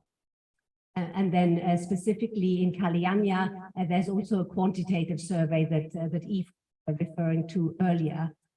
But before that, I first came to Indonesia in 1999 and conducted research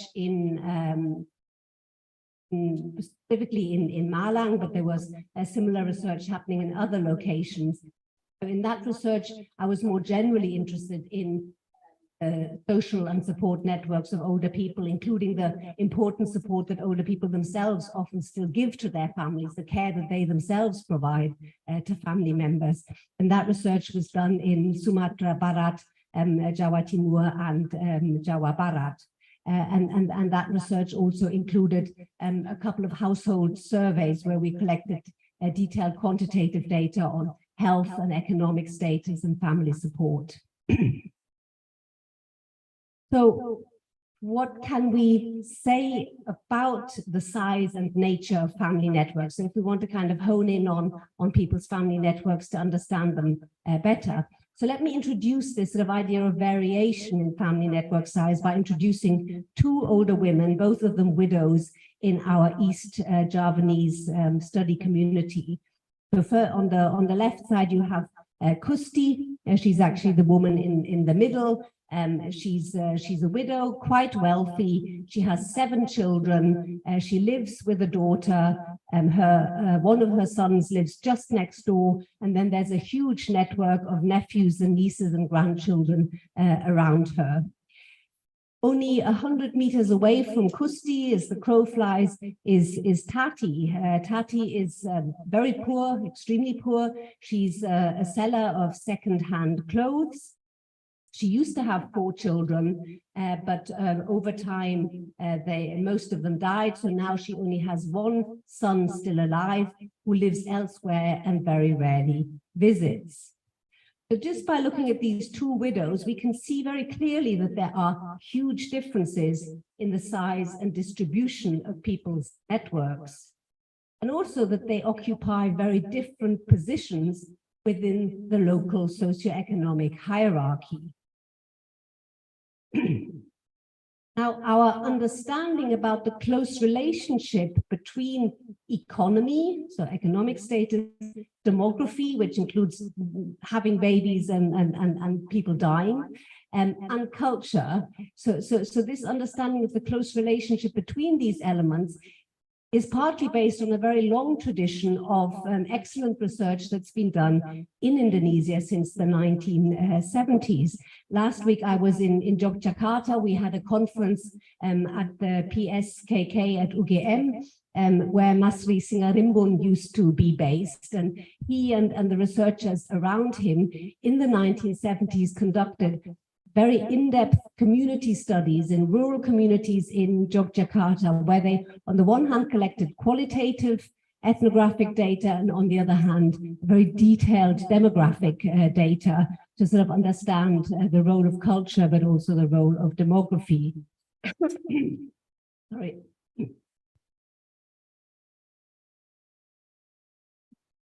And one of the key findings of that research was that counter to the sort of dominant view at the time in the 1970s. So in the 1970s, most people thought that, oh, it's the poor people who have lots of children and rich people know how to reduce their fertility. But actually, what the research in Yogyakarta showed is that, no, it's not the poor families, but the rich families who have large families, and that poor families tend to be quite small.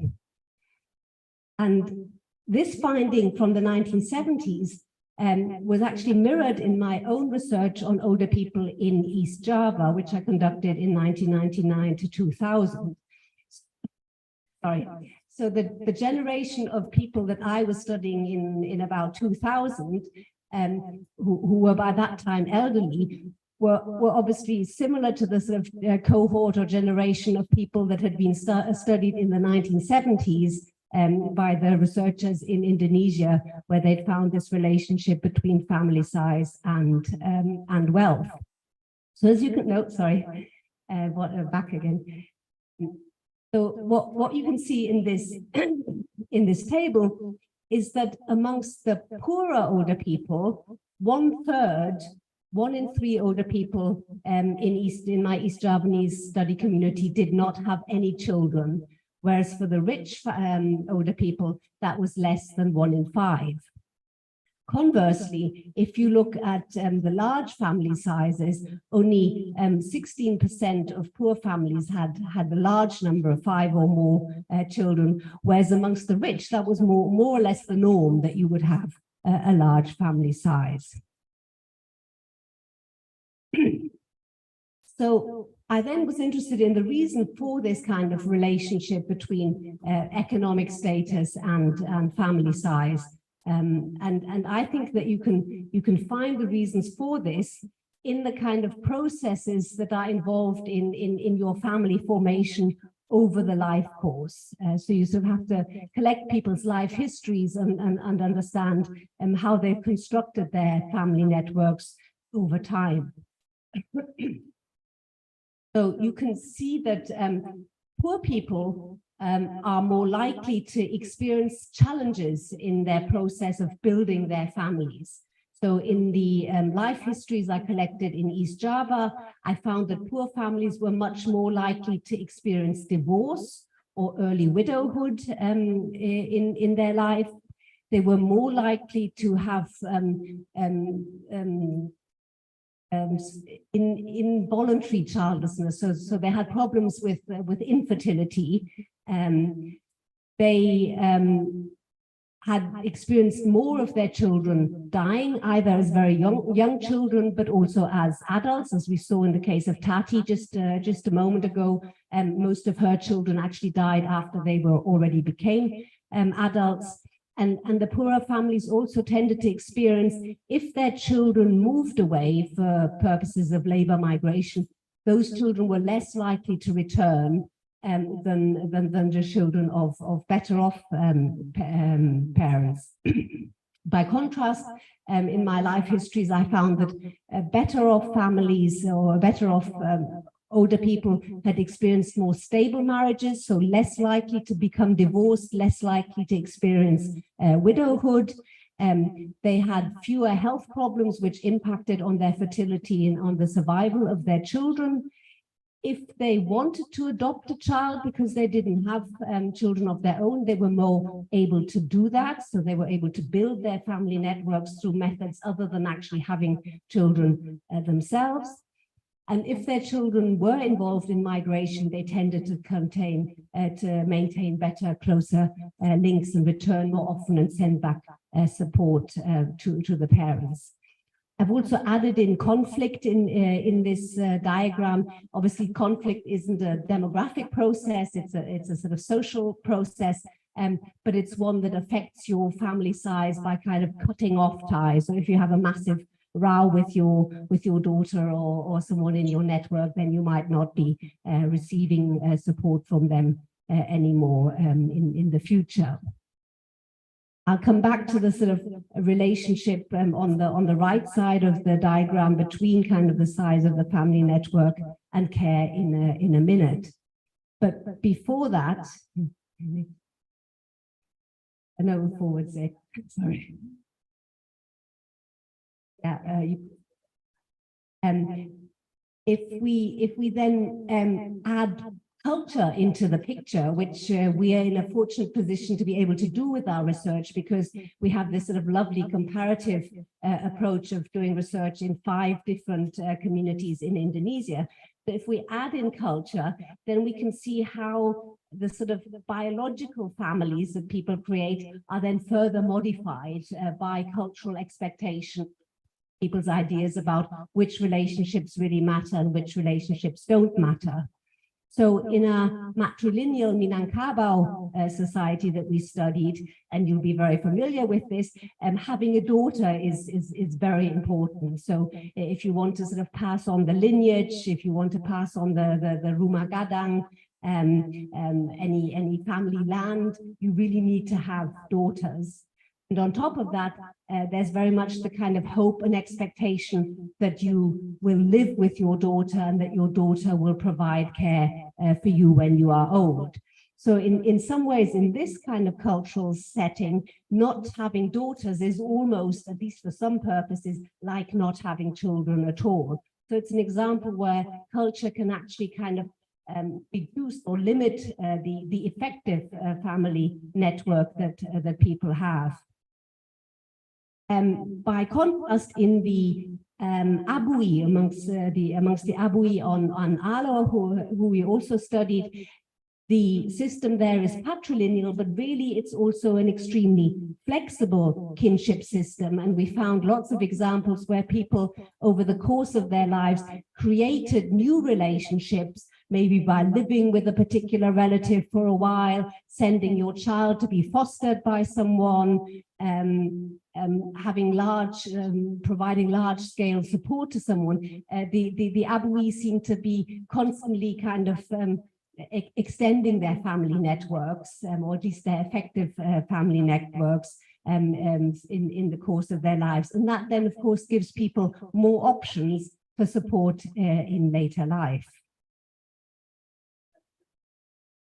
So the summary this far is that family networks are highly variable. We saw that in just Erin Kusti and Tati. In all 5 of our sites, we found a few older people who had no children. We found some older people who had a large number of children, and then most were in the middle with about 2 or 3 children. The second important point is that this variation in family size, I hope I've been able to show, is not random, but is actually structured by socioeconomic position and the way in which it impacts on demography and by people's culture. So what then are the implications for care? So let me come back to the start of my talk, where I stated that care networks do not emerge as if by magic from family networks. So what research has shown throughout the world is that care networks are very specialized and typically very small sub-network of people's wider kinship networks and social networks. So your neighbor might chat with you, they might give you some cake, they might give you some comfort. They very rarely provide you with physical care, taking you to the toilet.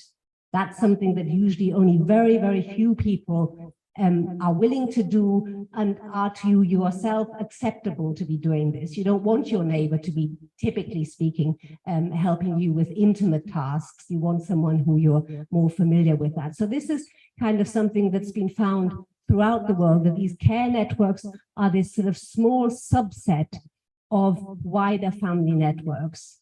So one of the things that I personally, and in the research we've been doing in Indonesia, I'm kind of fascinated by and interested in, is kind of who actually emerges as being in the care network.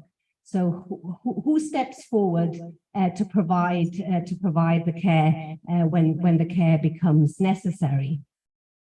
And so that then leads us into this kind of whole process of negotiation. So negotiation can be people sitting down together and saying, okay, mother needs care, who's going to do what?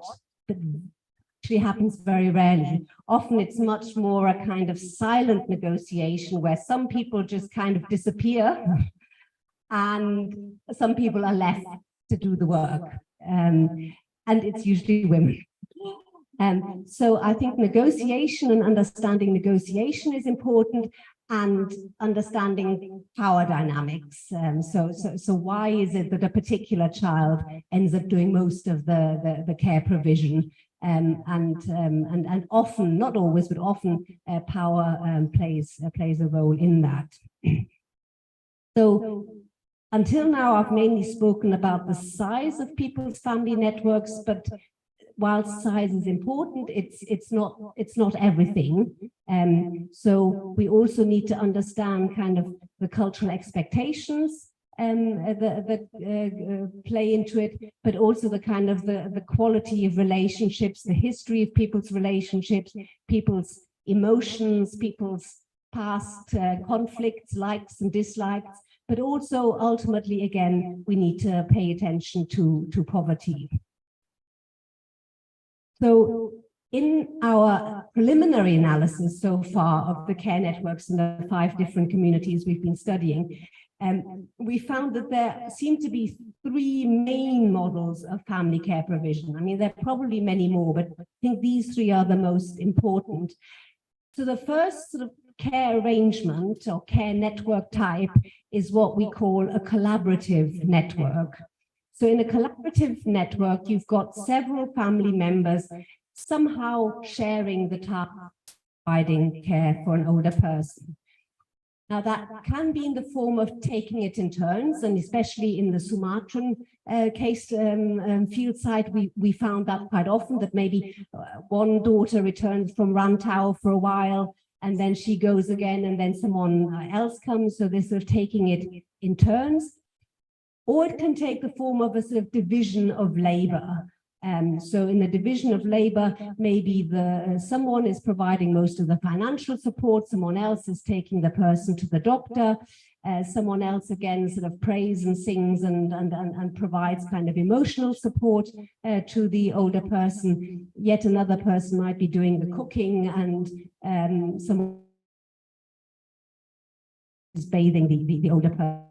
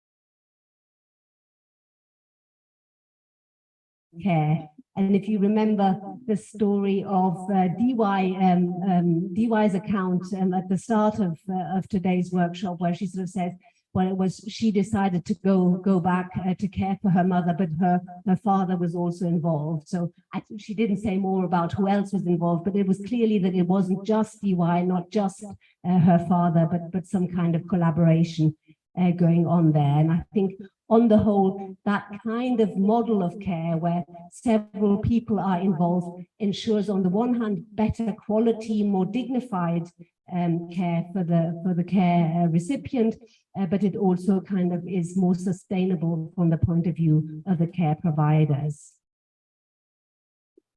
The second main model is what we call imbalanced care networks, where most of the care is provided by just one or two people, even though there are other people available who could be doing more. In some cases, such imbalanced care networks are the result of a positive choice, and we found that particularly in care networks involving husband and wife, that the husband and wife, because of the close and long-term relationship they have, they want to kind of provide care for each other. They see that as their kind of their duty, but also their joy. But it can become problematic if the main caregiver then also experiences health problems or cognitive decline. So the photograph here is actually of a couple where really both of them over time came to be in very poor health, and therefore the actual quality of care they could provide to each other also declined. Sometimes in the Yogyakarta field side, we came across this concept of the anak tabon, the idea that a particular child will inherit, but therefore is also, or will inherit the most property and maybe the house. An exchange for that is providing care. And again, that can be a sort of quite a positive choice.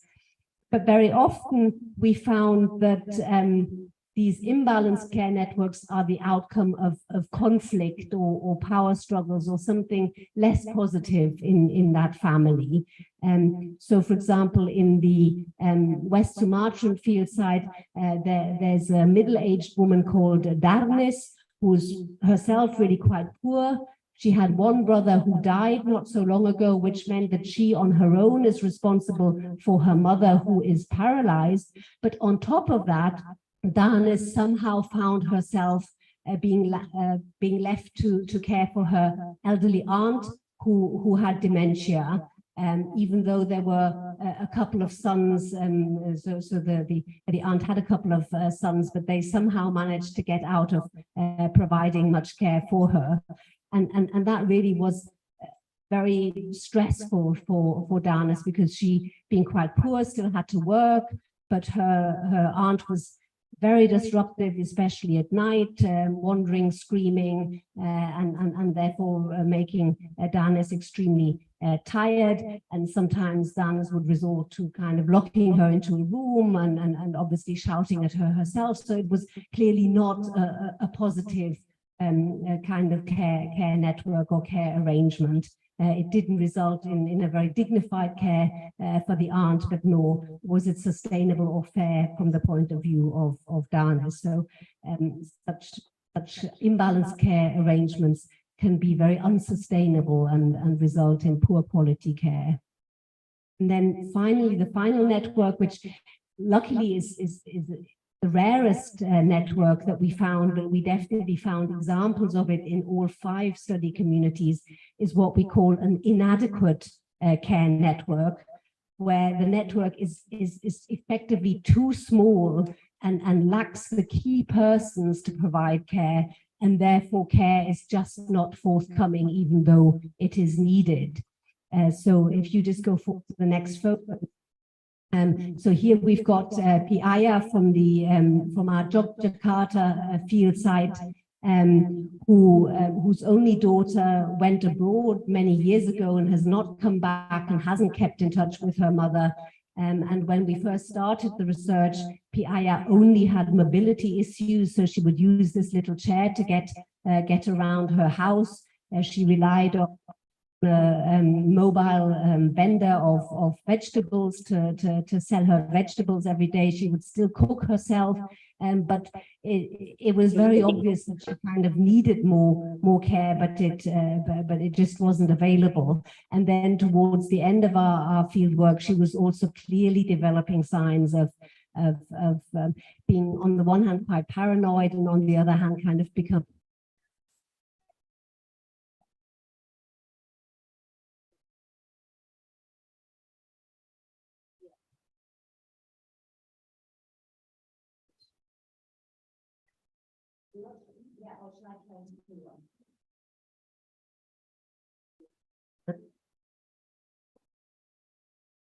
Oh, Oh yeah, I think that's fine. Thank you. Yeah, and I'm nearly at the end anyway. So she's one example. And if you think back to Tati, the poor seller of secondhand clothes, she now only has her, in the actual community, only her daughter-in-law, because her son, who used to be in the community, has died. So her daughter-in-law is still around, but she's not living with the daughter-in-law because she doesn't want to. But she's also developing signs of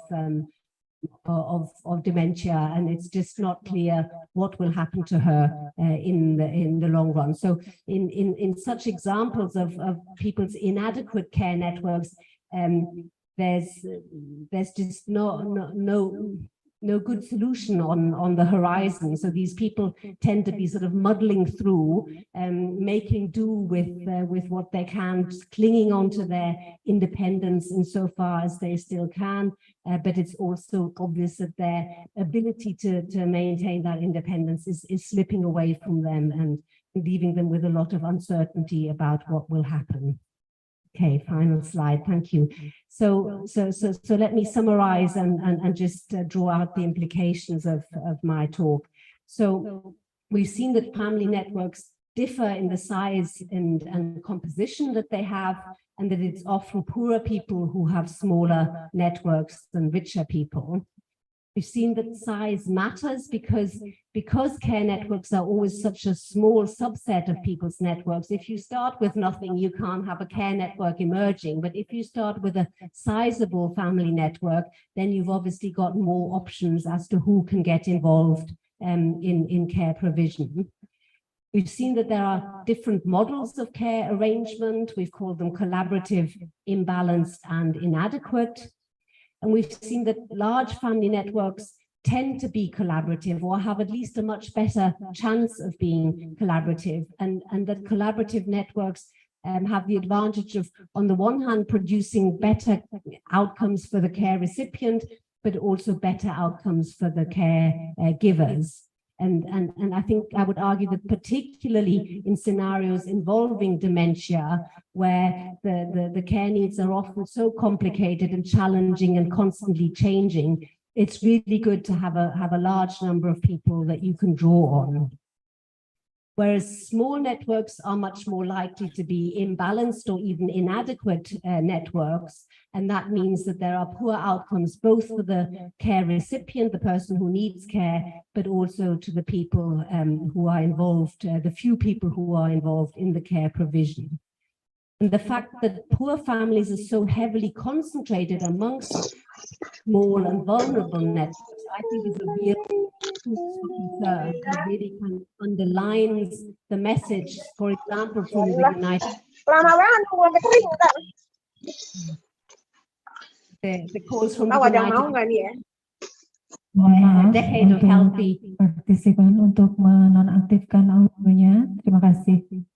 Sorry, I'll start the last point again. So the concentration of poor families amongst the small and vulnerable or inadequate networks is a cause for concern. And I think it really underlines the message that, for example, comes out of the United Nations Decade of Healthy Aging, that care provision needs to be collaborative, not just collaborative within a family, but also that it needs to be collaborative involving families, communities, and the state.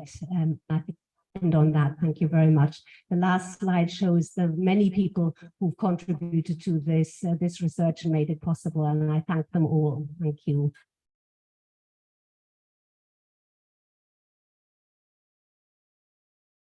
Well, thank you very much, Elizabeth. It is wonderful research, and it is also open our insight, especially although we are Indonesian, many of us are not well understood about the culture and also the importance of family network in taking care of the older people, and especially taking care of older people can be overwhelmed for some people who didn't have good network, as found in your research. Okay, is there any questions? Can we find it in the... Okay, let's go to the questions. Okay, any question from the floor? There's no one in the Zoom now, so any of you may raise your hand or okay. I have a question. Sorry. Oh, Yeah, sorry. Okay, yes, please. You first. Okay, we are asking the question. So, okay, please, if you can open your mic. Thank you so much. That was such a clear and wonderful talk. What I wondered about was two things. One is, you said, which I thought was a really interesting finding, that the richer families have larger networks for a whole wide reason, such as health and wealth. But these families can also buy in care, of course. They have the financial resources to buy in care if people have dementia. Does that happen?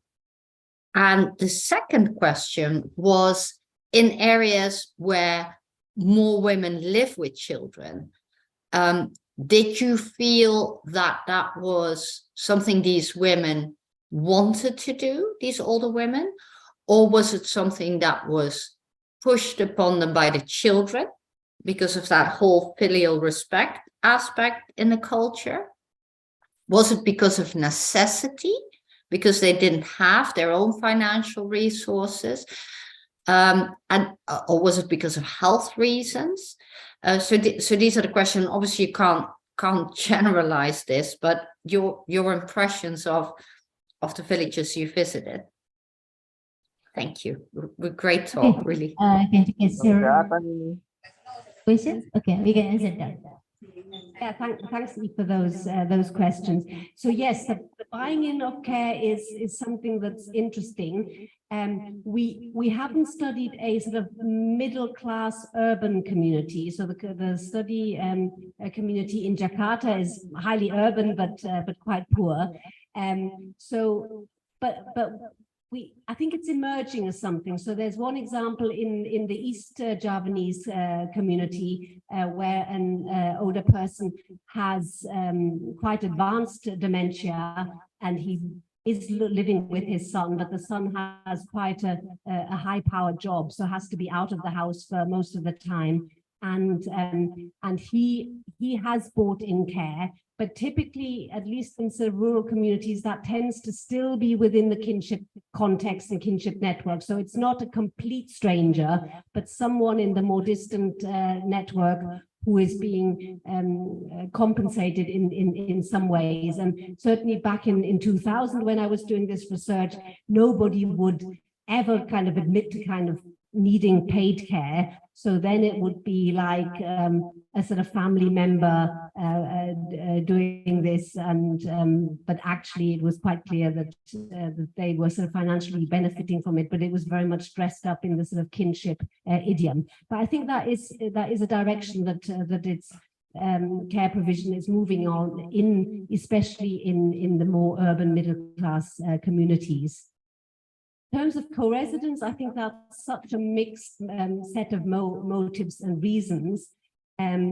So I think as long as husband and wife are both still alive, in all of the communities, living alone, meaning living as a couple, is considered just about okay. I mean, I think often both the younger and the older generation enjoy and like co-residence. So very often that is still the default, the normal model of what people enjoy. And I suppose the sort of women appear to be doing that more because they live longer, and certainly once a person becomes widowed, then the pressure, I think, is quite high on families that someone ideally should return, so that the person, the widow, isn't living entirely on her own. But it does happen. I mean, somewhere between 15 and 20% of households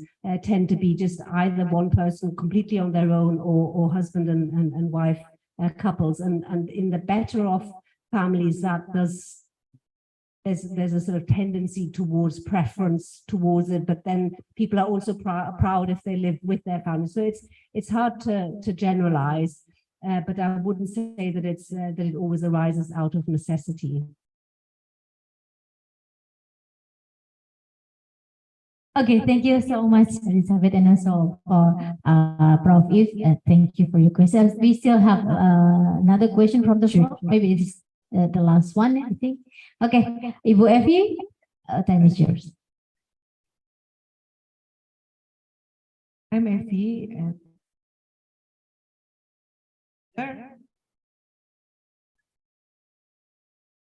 Years.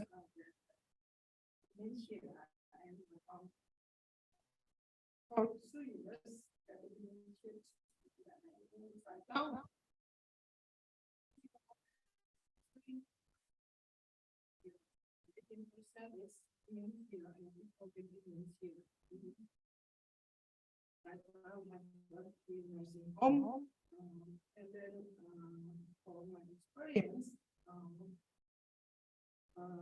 mostly they come without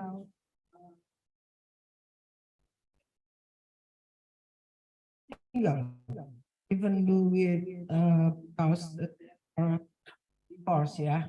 But and they have still partner, they didn't take to the nursing home, but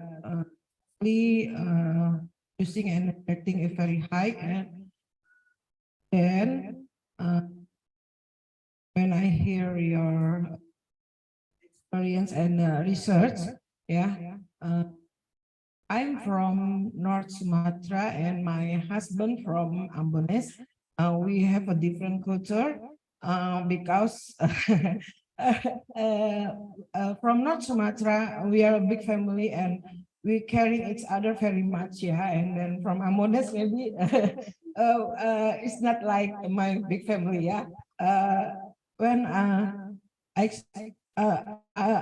I still learn until now, and then do you think nursing home for family is a solution for to face the culture and the taboo from awareness from Indonesian, yeah? Indonesia still taboo to take their parents to nursing home, yeah? Do you think it's a solution, yeah, for Indonesian people to taking care of people with dementia, to they have to make nursing home for family, maybe for the after that for the 1 or 3 keturunannya, ya gitu ya. Yeah. Do you think it's solution? Yeah. If the one of a solution for us, maybe we can make it in many places, yeah, in Indonesia. Okay, thank you. Okay, thank you so much for Evi. So it is cultural fiction is also frequently happen in Indonesia. Also for me, I'm also from Javanese and my husband is from Sudan. So you have totally different cultures. So it kind of friction could be happen in taking care for the elderly. So Ibu Evi's question is very likely filled by other Indonesians. What do you think? So I'll focus mainly on the sort of last bit, which was about the nursing homes and the role of whether I think that this is a solution for Indonesia. I think there is a need for nursing homes. If you look at the UK, the vast majority of people in nursing homes have quite advanced dementia, and that is the reason why they are in nursing homes. Now, we say that dementia is an illness. It's not a natural part of aging, it's an illness. And yet, if I broke my leg and needed treatment, or I had advanced cancer, I wouldn't expect my family to deal with that. I wouldn't expect my family to be the only or most appropriate source of support if I had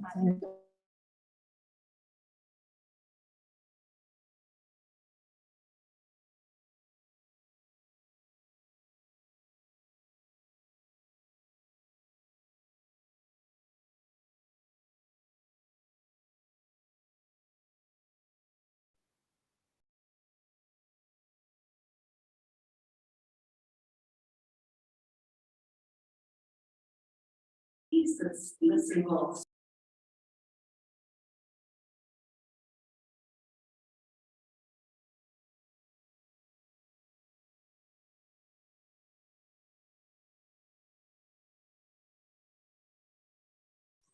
Responsibility and doing it against people's will. I think there are situations in which some form of professional care and possibly institutionalized care is the best or most appropriate way of doing it. If there's still someone at home and you can maybe combine family care with professional carers coming in to help provide guidance, train the family caregivers, give them respite, that's great. But what if you don't have that person at home, or if that person at home, as in the example of Malang, has got a very well-paid job? Should they give up that job? And it's interesting that in the case in Malang with the advanced dementia, it was the son who was living at home, and no one said he should give up his job. But I think if it had been a daughter, the pressure would have been bigger for her to give up the job. But in a way, kind of why should that be expected? And so I suppose I want to question a little bit whether care always just needs to be a family matter, or whether a kind of collaboration between families and professional care or even institutionalized care is the way forward. Okay, thank you so much, Elizabeth. This is a real cases in Indonesia. So the most important thing, I can catch the point that the important part of taking care of elderly is, if possible, we can develop a network between family and also professional, connecting each other. So I think it is. Mas May. Yes. I'm going to open Emily on. Hello. Hello. Okay. Hello. Thank you. Okay. You would like to ask a question to Elizabeth or Yes. Eve? Please, time is yours. I don't want Eve or can also answer the question, because just now you was mentioned about the filial piety. And in our culture here in Asia, Southeast Asia especially, the filial piety is very important. And as a person living with dementia and a dementia advocate, I found that whenever I talk with carers, is when they need to differentiate between the filial piety and what is important for the person living with dementia. Because the problem is that when you do the filial piety to the extent of do everything for the person with dementia, then you are not helping the person with dementia. So there is this dilemma in our culture when it comes to filial piety and helping the person with dementia. Yeah. So I'm asking, is there any research done on the complication, the complexity of this issue? Yeah. Thanks. Thank you, Emily. What was the question? I'm so sorry that your maybe the internet connection is cut for. Can you hear me now? Hello, Emily. Yeah, we cannot hear your voice. Can you hear me now? I could hear you, Yes. Emily. I think externally we could hear. Oh, I see. Okay, because we cannot hear all the things that's happening in Jakarta. Emily, I think you were writing a book chapter for our dementia design, right? Yes, correct. I am pleasure to meet you. Pleasure to meet you. Pleasure to meet you. I'm not sure whether you asked me the question or Lizzie, because I think Elizabeth might be better situated to ask it. I'm personally, what I do know, and I think I'd like Lizzie to comment on, is the evidence of elderly abuse, because I think you're right. People, I thought what a good point that is to say you're not helping people with dementia by doing everything for them, because that leads to carer burnout, but it also doesn't promote independence and dignity. So thank you so much for that comment. I don't know if Elizabeth has more to say about this, and especially abuse and neglect, because I think, it's all very well wanting to do it, but when you burn out, both of you, also the people with dementia, they get very fed up with being told what to do all the time. If I may say one little thing, my mom, she said to me, she was asking me, I was taking care of her, and she asked me to get her the thingy in the thingy of the thingy. And I said, Mom, I'm sorry, I don't know what you mean. And I came with different things which I thought she might need. And she said, no, the thingy. And I said, Mommy, please try to be kind, because I'm doing my best, but I don't know what you mean. And I said, you're a little bossy. And I was trying to be very kind, but my mother wrote in her diary, but I can read upside down. She wrote, Eve says I'm bossy. I'm sending her back to England. And I said, arrest my case. So this care, it goes both ways. Also for people who are suffering from dementia, it's very important to be kind, even though sometimes it can be quite challenging. Yes, it is. Especially when we lost our words. Like for me, I use a lot of the word thingy also. And if my children are not in the context, in the same context with me, they won't know how to support me. Yeah. So that is why I want to say in our culture, filial piety is very important. But is there a study? Maybe Elizabeth, you can help us to understand from Indonesia. Indonesia is very complex because your country is so huge, and even though they are all Indonesian, but everyone comes from different parts, have different culture. I was there in Jakarta in September, and my mind is blown away.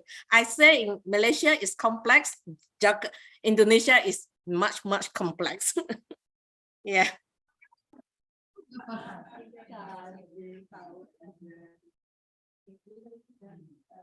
Yeah, I mean, I think if already captured it very much. So it isn't ideal to constantly be doing something for.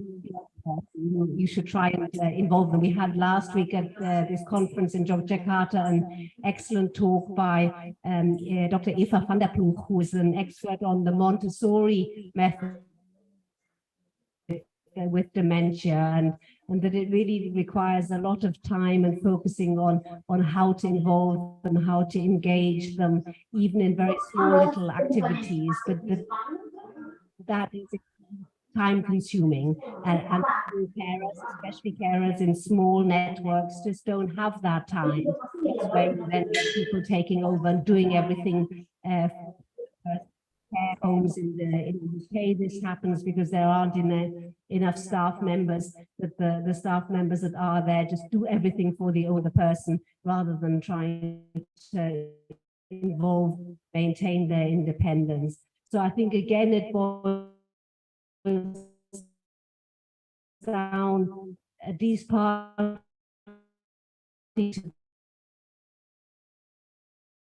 to the nature of the and dignity for the person who needs help. Thank you.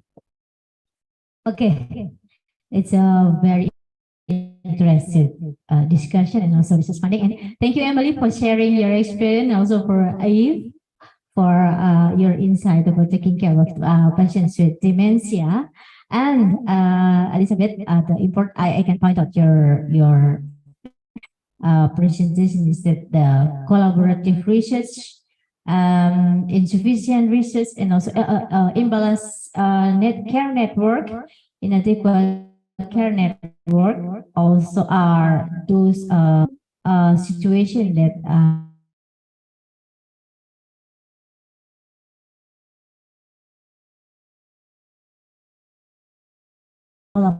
network, whether between the family and also the care provider or health professional, and we need to share each other about taking care of the older person.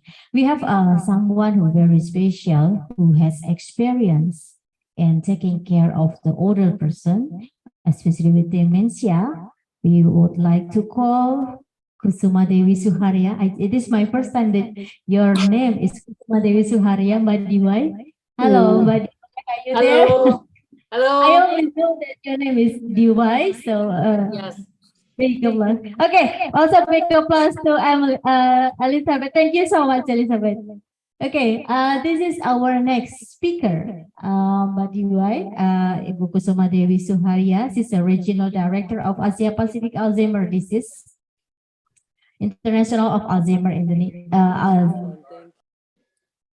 international founder of Alzheimer Indonesia, and also she's very proud of her experience for being caregiver for her late mother, who was diagnosed with vascular dementia in 2009, and she's also the dementia care management, health communication, and public-private partnership expert, and she has an experience as a health communication consultant with the World Bank, WHO, and UNICEF. Okay, Mbak Diwai, we will have a minute for you, and I also would like to call Mas Michael. Thank you so much for coming offline today in our university, and Mas Mike, also Indonesian director of Alzheimer Indonesia. Okay, Mbak Diwai, you have 20 minutes, and we will have a question and answer for after your session. Thank you, Ibu Susi. Thank you so much. Thank you, Michael. Michael is the Executive Director of Alzheimer's Indonesia. Thank you for being there. It's so lovely to see you, Professor Eve, Dr. Elizabeth, Dr. Liz, Professor Tribudi. Thank you for the opening in also playing the video. The video was shot in Bilbao, Spain. I was involved in the Ashoka Fellow Longevity Summit, and a PBS public broadcasting system producer approached me and simply say he wanted to just interview me. Little did I knew that video was produced towards the end of the year last year. It was the best gift from the universe in that essence of having my mom always alive, how the disease that really created so much pain in the past amongst the family actually could be turned up to be something that's beneficial for other families. So it's my mom's legacy which led me to be here speaking with you. So thank you for this opportunity, Susi, as well on the introduction. I also, although I was a caregiver, and yes, Dr. Liz, you are correct. The family network is important, and it's not only me or my dad, but it takes a village on taking care of a person with dementia, because one person with dementia, the entire family is affected, but everybody has to adjust with their capacity in their contribution on the role. And in my capacity right now, in overseeing 20 countries in Asia Pacific, including Indonesia, I'll share a little bit of the overview of the importance of why National Dementia Plan for people living with dementia in Indonesia is important. Next slide, please, Michael. Thank you. And so before I start this, I also would like to acknowledge all of the Alzheimer's Indonesia volunteers, chapter leaders from the Netherlands here. I think there's Amalia from Depok, there's Budunanti. Emily, thank you. As a person with dementia, young onset dementia in Singapore, the mantra from Emily that I learned is about aging with dignity is through the mantra of hope. And hope stands for hear us out, us meaning person with dementia. O stands for offer support. And P stands for partner with us. And E stands for enable us. So in the message of hope, as also Professor Eve also mentioned earlier, and Dr. Liz, it's really important to connect the dots, and collaboration is really key. On the prevention keyword, the risk factors and the risk reduction will be the theme of World Alzheimer's Report in September 2023 that will be launched this year. and how it's important to understand these risk factors in this journey of caring. So ADI is a federation of more than 100 organizations. We represent members. In this case, in Indonesia, it's represented by Alzheimer's Indonesia. If you have any questions to connect with Alzheimer's Indonesia that have 24 chapters, again, I'm acknowledging the chapter leaders. There's care navigators as well. What Professor Eve mentioned about the importance of jobs. These are the things that Alzheimer's Indonesia tried to create on having caregivers who used to be a lawyer, who used to be a communication specialist. We have Amel here and Tri from Surabaya. There's Pau, there's Lely, there's Bianca. Everybody here from Alzheimer's Indonesia is joining amongst the 464 participants online. Are the ones that have been supporting us in providing information and sessions. So ADI is the global federation. We aim to improve quality of life of people with dementia. How do we do that? Through our members, closely working with all of you on the ground. So we connect all resources and all support system and basically trying to create a dementia-friendly, older person, elderly-friendly society based on the 8 dimensions of World Health Organization standard of age-friendly city. Next slide, please. So from the context of Alzheimer's Disease International, the strategy, it all started in the 80s. There are 4 countries, United States, UK, Canada, and Australia, that built the network in voicing the importance of people with dementia through the support of WHO and UN, United Nations, which increased our presence with other organizations. The G20 earlier last year, we managed to include dementia as a public health priority in the global document. This week, there will be a G20 meeting in India, which is the host for this year's G20. And what we're doing is trying to strengthen the regional and civil society as well as the government support, all to contribute to based on evidence that we hear earlier from the experts. And it linked to the National Dementia Plan, and we're proud that Indonesia launched the National Dementia Plan in 2016.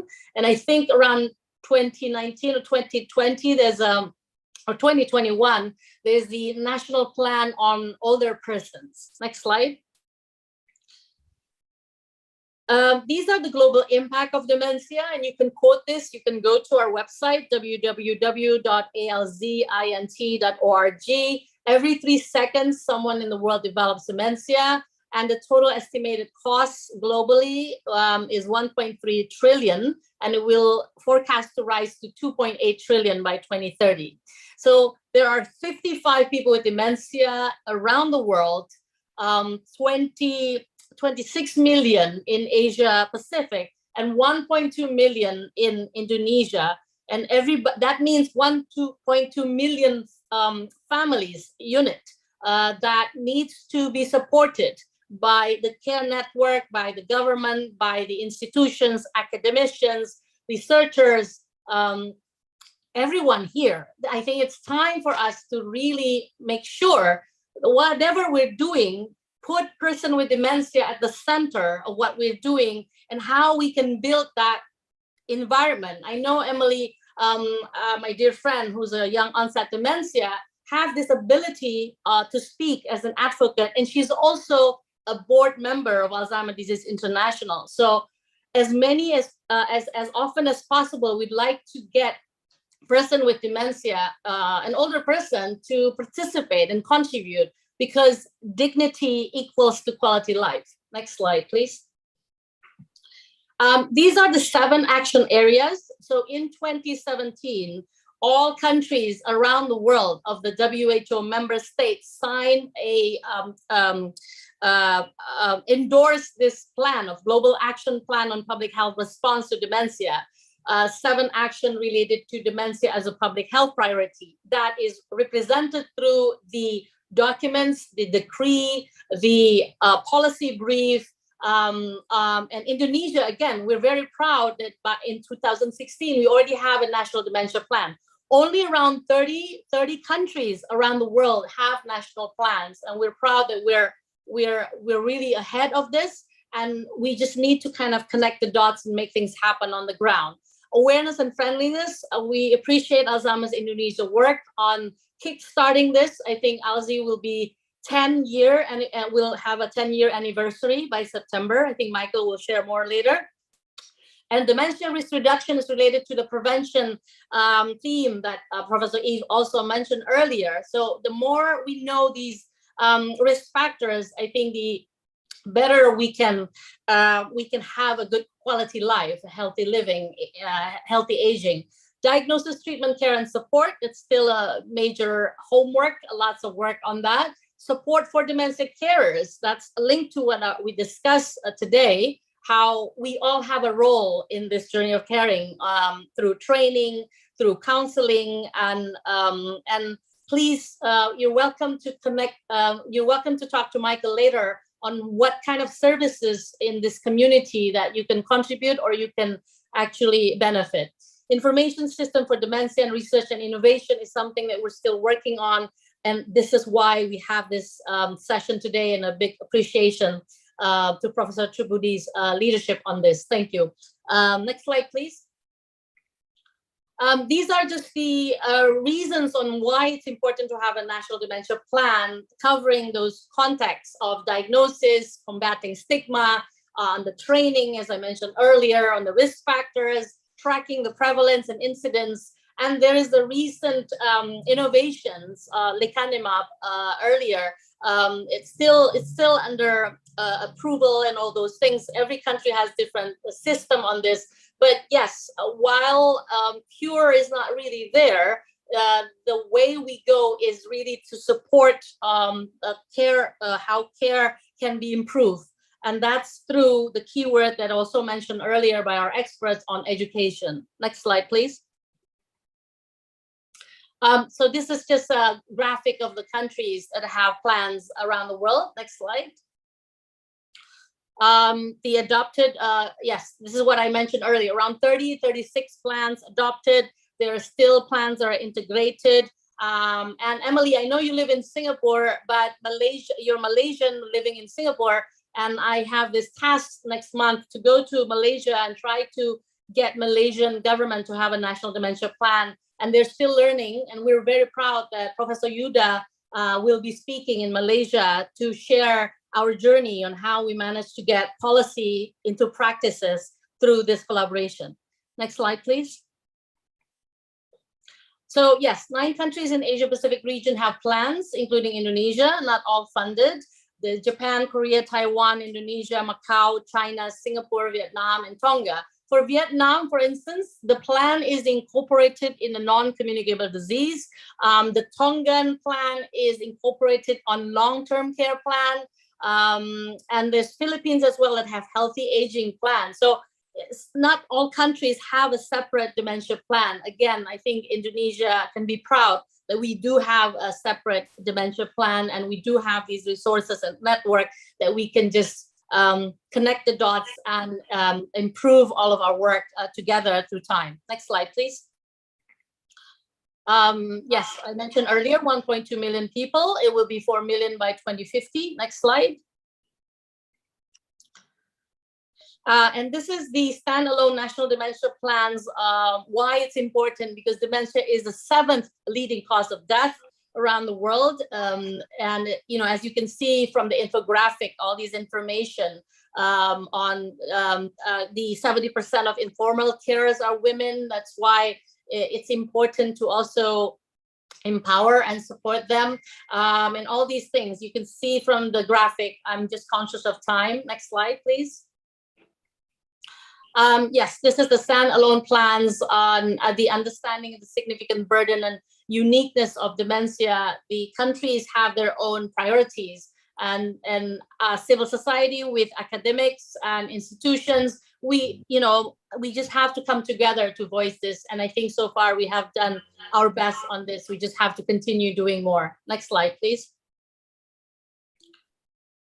So the call to action is people with dementia and carers, again, as I mentioned, should be at the center of this dementia plans and other related policy. It's really important to understand the whole evidence base, and that's why it's really appreciated on the presentations today. And it's also appreciated by all of you participating, that you do have a role as a drivers, not only as a passengers, how you can really contribute all for the well-being of all of us and focus on what they can do, involving people with dementia on their contributions. I like the infographics, I think, that Eve also shared earlier on healthy aging, all those components. I think it was 7 components.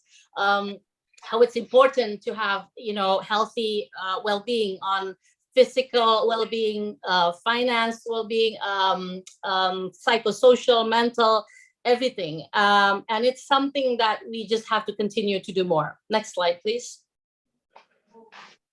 Yes, so these are the website, the Twitter, Facebook. You can follow Alzheimer's Disease International. We have all the reports that you can download for free. And for the local national work, I really recommend you to get the 10 warning signs brochure, accordion brochure that Mike has.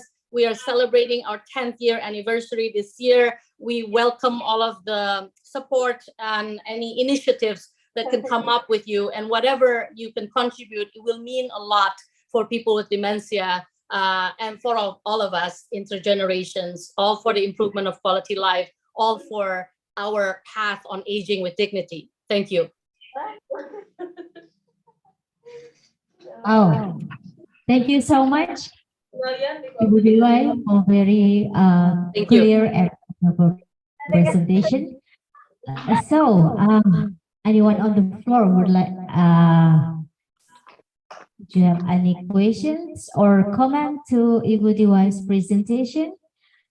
So, Ibu Diwai briefed on the importance of a national dementia plan, and it is needed to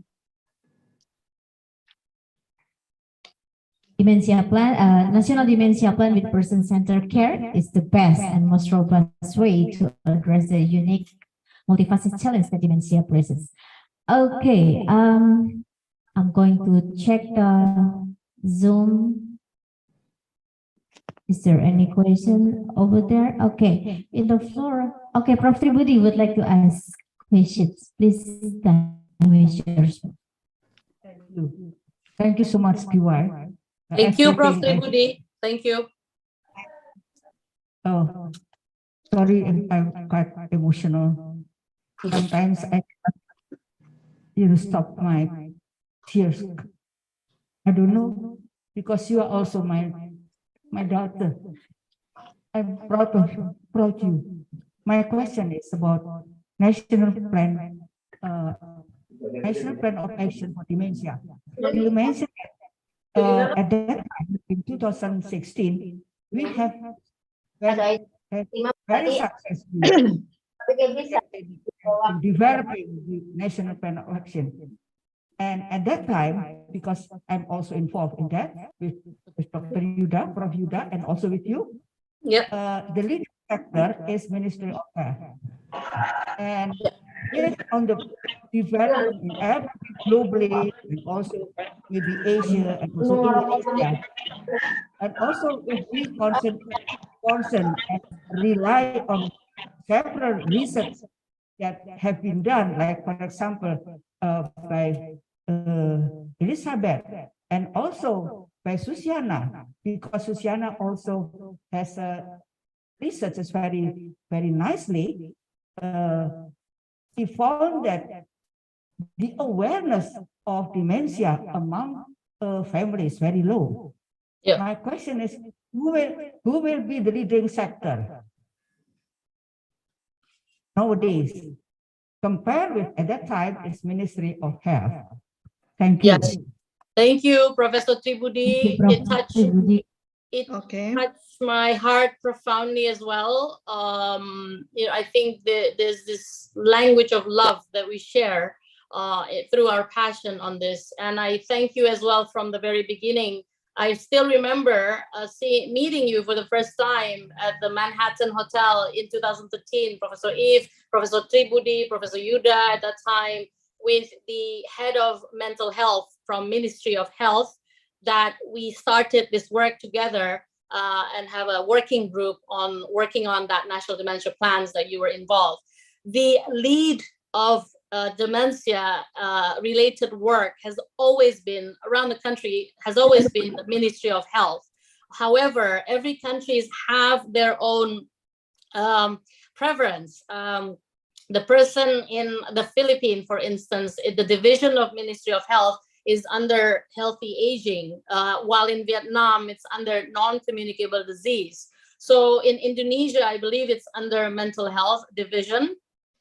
However, there is this opportunity, again, from my experience, I just got back from Maldives. Maldives Ministry of Women and Empowerment have been really strongly expressing interest on dementia. So every country has the ministries from the Ministry of Health, Ministry of Internal Affairs, Ministry of Women and Empowerment. It all depends on the system in the country. But in Indonesia, yes, all of the work, ideally, this is an opportunity for us.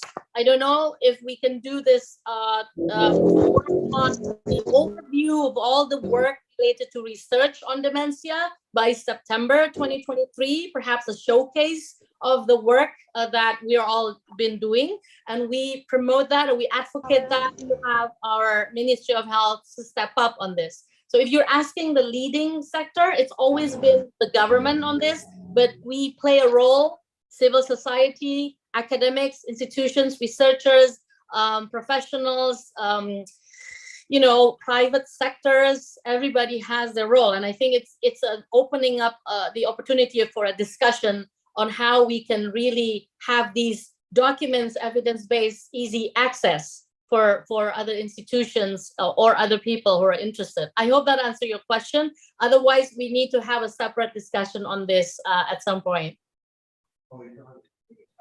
Thank you so much. Ibu Susi, still have the time? Okay. Okay. Next question is have the time, plenty time. I have the question. Hello, Ibu Cecilia. Yeah, okay. Okay. Excellent presentation, DG Shwarya. Excellent. Thank you. Thank you. Yes, I'm epidemiologist. I would like to know. I think you many kind of research. One is the risk factor for the dementia, because it's very important.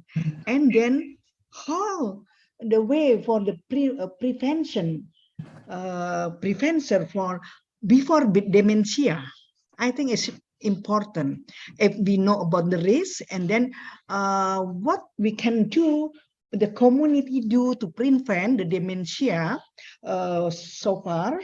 And then I would like also to know, because some kind of research like bean curd, bean cake, maybe hormonal system, and then maybe some other give the sera, etc., to tackling the dementia. Then my question, what the community do to prevent the dementia long way before they get the dementia first? And then I would like to know also for integrated plan, maybe I think it's a focus like for intervention, like to dementia, maybe the Ministry of Health, what the activity, and then Ministry Social and other ministry related with tackling the dementia. This is a second question. My question, the risk factor, if you already know about the risk factor for dementia, and then how the community to prevent this, the disease or the trouble for the elderly people to community before dementia get. long action before. Yeah, okay, prevention. And then if the people already have dementia, how to the treat there? This is thank you very much. Thank you. Okay, thank you so much, Bu Cecilia. Finally, we can share a question. It's about the risk factor and what do the community should do to prevent dementia, and what the focused intervention for dementia. What kind of activity that supposed to be performed by the community, and also for those each ministerial level, which integrated plan and action intervention from the ministerial level. Okay, by the way, I think you can get the point. I'll do my best to answer your questions, Ibu Cecilia, but again, I think it needs further discussion on that. But risk factors, it was beautifully presented earlier by Professor Eve. Perhaps we can share that to you as well. The risk factors is related to those components. I think in the Lancet study, there's risk factors related to diabetes, hypertension, lack of physical activity, hearing loss, and all those things. But I wrote in the chat room, there's a guidelines that I was involved working on with WHO. There is the risk reduction guideline on the cognitive of dementia. I think it was launched in 2019. Risk reduction of cognitive decline and dementia. Please download that. I think it's around 70 pages. Thank you, Bu Lilis, for your nice comment. That guideline will be the basis to answer all of your questions, because everything is still one of the things that is still that is really proven on evidence based on the risk factors is physical activity. So of course there's the for the nutrition component, there's this discussion about Mediterranean diet, but everything has to be yes, thank you for opening up the WHO link. There's this report there. It's the risk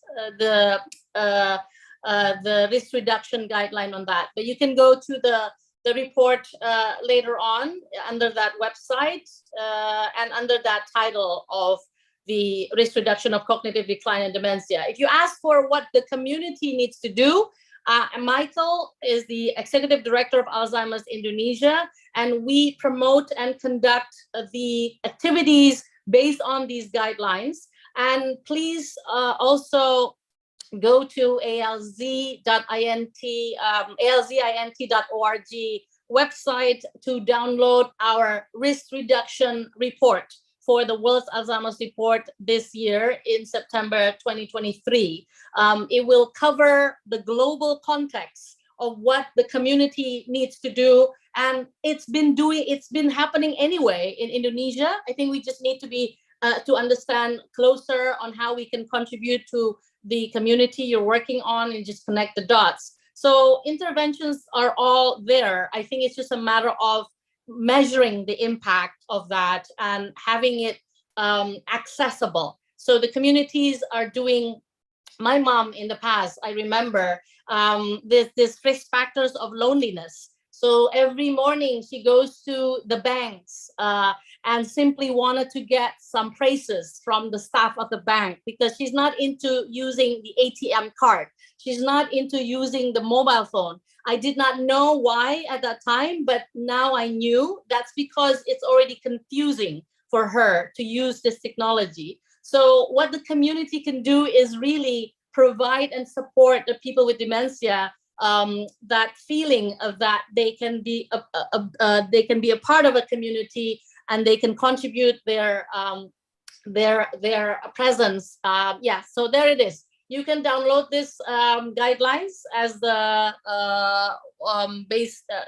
basis of all things related to the risk factors and the risk reductions, the guidelines that you can interpret through a culturally appropriate context. I hope that answers your question. And for ministerial level, it's still a dream. I think Professor Tribudi can agree on this, that we nonstop have been really trying to work our advocacy to all ministries, from Bappenas to Ministry of Health to Ministry of Social Welfare, but it's still a work in progress. And we hope through your support, Bu Cecilia, you can also give some inputs on that so we can work closer.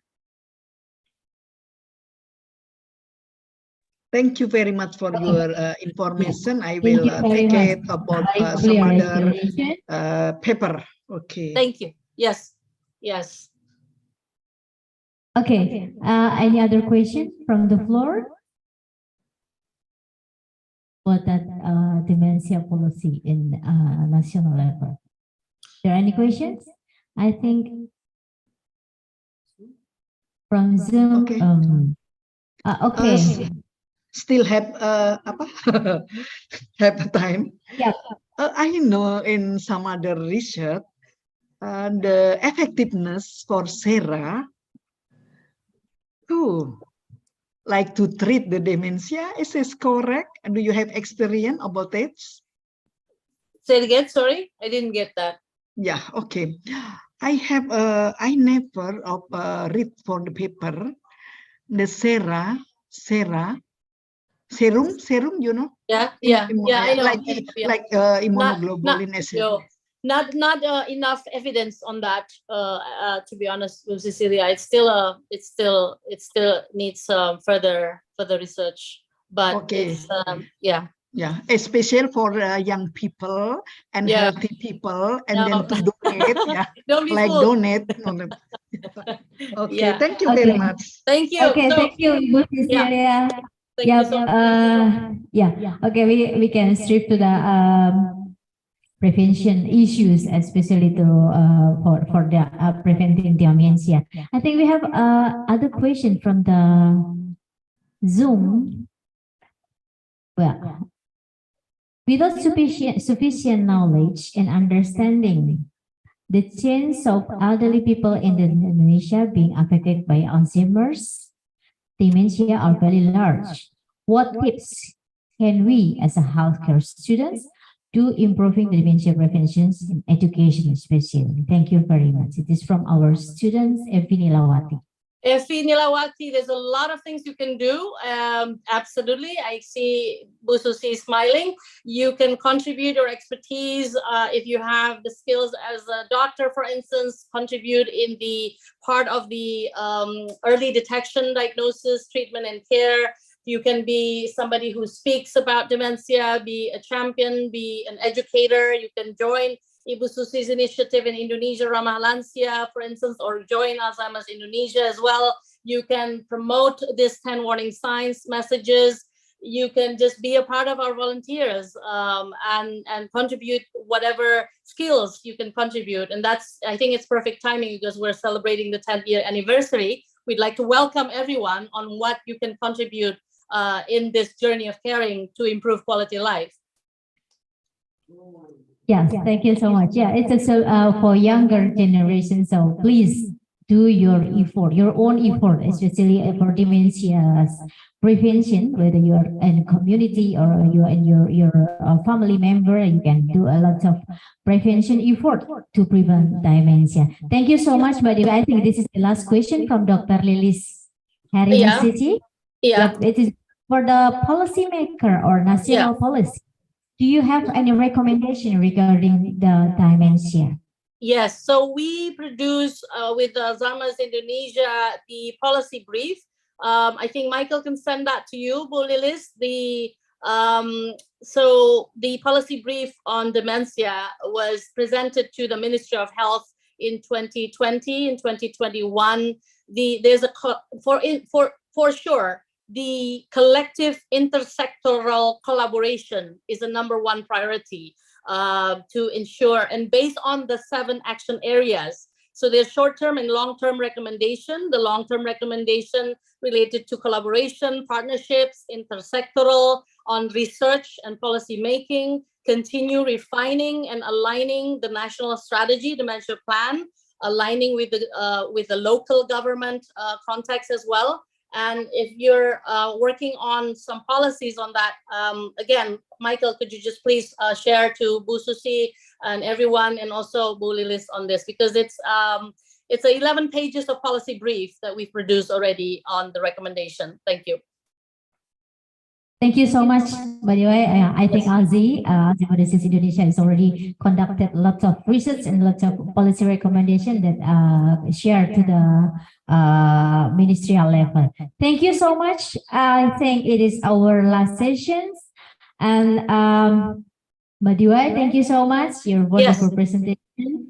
And also it is open hour. Please give by the way applause. Thank you so much. Thank you. I have to go to another meeting, so I need to leave. Thank you so much. Are you in Indonesia now or somewhere? Yes, I'm in Indonesia, but we'll be leaving soon. Okay. To the country. Thank you. Thank Okay, you. Mbak Diwa. Oke, sukses selalu. Terima kasih. Thank you. Baik, okay. Thank you so much. Finally, we are at 4 p.m. now, and I think if already it's about 8 or 9 o'clock in UK, and I would like to summarize our today's presentations that from Professor Eve Hugo-Frost, she's lined out the risk factor for dementia, including cardiovascular disease and some nutritional issues, and also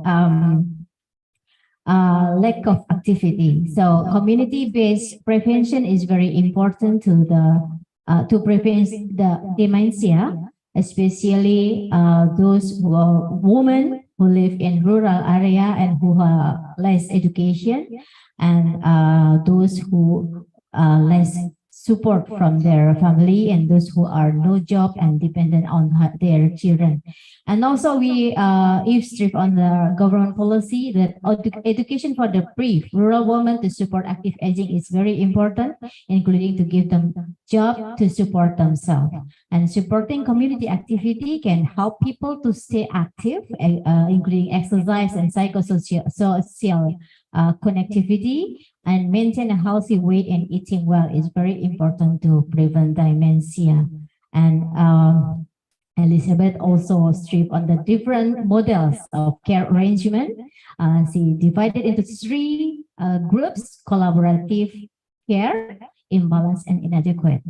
So to provide an appropriate care to the older people, it is important to develop a good network between family, care provider, and also surrounding people, especially for those who are taking care of dementia that can be very overwhelmed.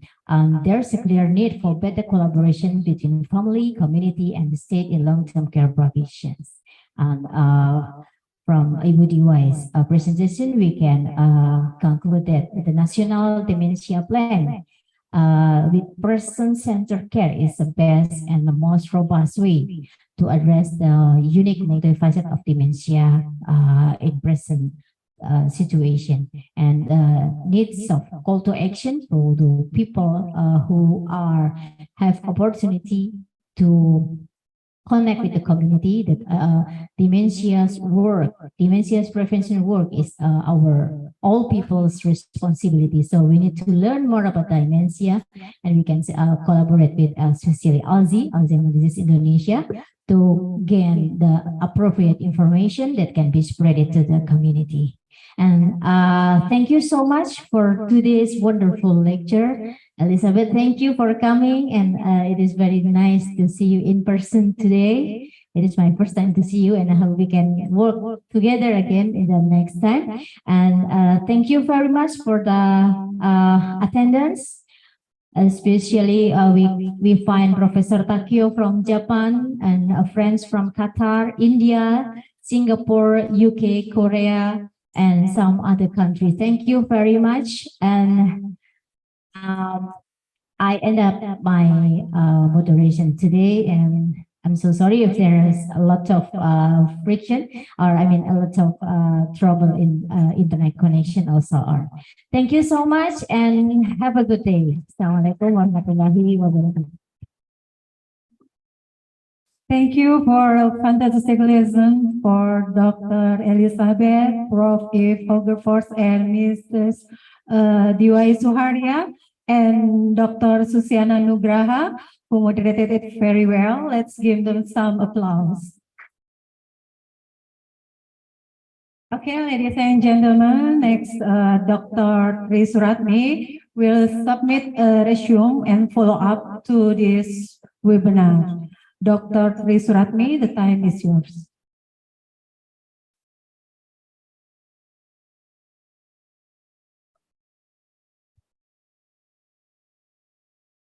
Thank you, Mbak Ria. Good afternoon, ladies and gentlemen. Thank you for joining until the end of the activity. And before today's event is closed, please allow me by a few notes. But according with this webinar today, we know that Prof. Ip, Elizabeth, and Mbak Diwai have provided an understanding of diagnostic and post-diagnostic support, prevention and treatment of dementia, so that we can enhance our role as elderly-friendly university to develop community service program related to promotive and preventive efforts. Second, today's activity is a part of the internationalization of 3 institutions under the Respati Education Foundation, Urindo, Unrio, and Stikes Respati Tasikmalaya. We will move forward together in collaboration with various institutions in Indonesia and global. We hope today's activities can be followed up by memorandum of understanding and will adjusting with the rules that have been applied. That's all we can say. Thank you so much to all webinar participants, and our appreciation to the committee who have prepared today's event. God bless us. Again, thank you so much. Thank you, Dr. Tri Suratmi. Hopefully the follow-up webinar will be a success. Okay, distinguished lecturers, ladies and gentlemen, all participants. Furthermore, as follow-up to this webinar, and memorandum of understanding will help with the Institute and University of Southampton and Alzheimer Disease Indonesia. So please come forward to Prof. Tribudi, Dr. Elizabeth, and Mr. Michael.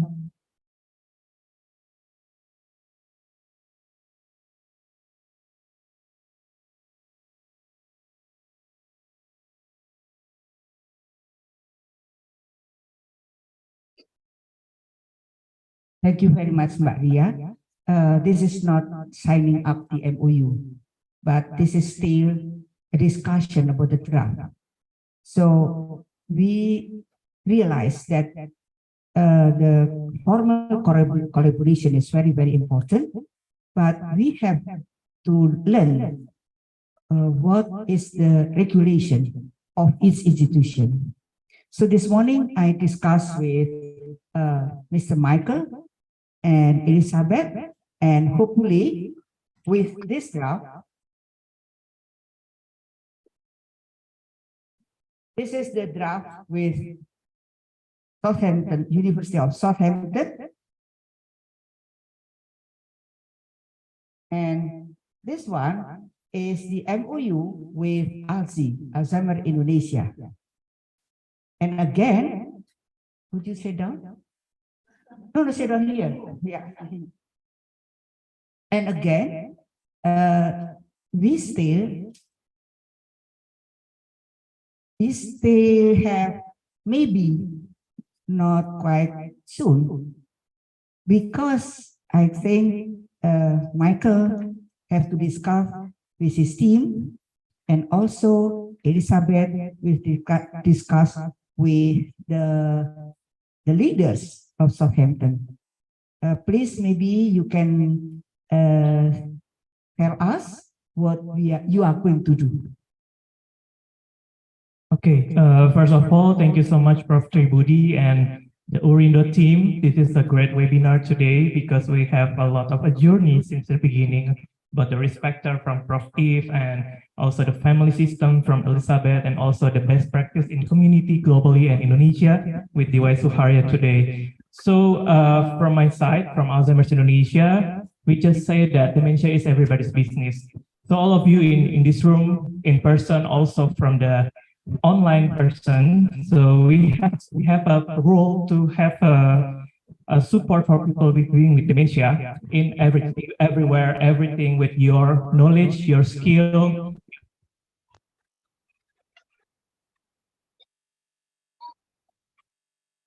Alzheimer's Indonesia, alzi.org.id, also from Indonesia, Sekolah Lansia, it's very great because we can prepare our loved one, our older person to have a meaningful life in the journey of care. And the second is you can join with Alzi as a volunteer because we have a lot of activities like training, like a home visit, a webinar, caregivers meeting, and so on. So you can share your knowledge when you join with us to other people, especially for your loved one to prevent the dementia. In addition, this year, Alzi will be a 10th anniversary on 3rd August 2023, and we invite all of you to join with us to support giving the services to promoting healthy lifestyle intergeneration. Because I believe all of people in here is from youth until the older person here, and this is a very great opportunity. And also we are happy that after this webinar that Prof. Tribudi said, we can collaboration with Urindo or Sebas and to follow up this webinar intergeneration programs such as training or education, and especially with Valencia. And thank you so much once again, Prof. Tribudi, for having us, and greeting for Alzheimer's Indonesia. Do not underestimate MLS. Thank you. There is also the closing statement of RC, okay? Thank you so much. So please discuss with your team, okay? Yeah. And how about Isabel? Yes, thank you. Thank you very much for initiating this, Prof. Tribudi. I think there's a lot that our universities can learn from each other. I know that Urindo is which we don't yet have in the UK. So I will certainly go back to my university and tell them about this. Southampton is one of the leading universities in the UK and probably has the largest number, or one of the largest numbers, of gerontologists in the UK. It has a dedicated research on aging with lots of my colleagues working aging in different global contexts. So there's a lot of research from university that we matched up with experience here at Urindo. So I will this back to Southampton. Thank you, Elizabeth. We are not alone, but we are three: Urindo, Universitas Respati Indonesia, Universitas Respati Yogyakarta, and Stikes Tasikmalaya. Thank you so much, because if we discuss with Michael, so we concentrate on what we are going to do, particularly in best practice, right? But should be related with research, academic. But if we talk or we discuss with Elizabeth, because she's from University of Southampton, and luckily because she's also the gerontologist. So it means that what we are going to do in the future, hopefully after discussion with your leaders, so we can do together in education, research, and community care, community service. I think three of these we have been done with University of Loughborough.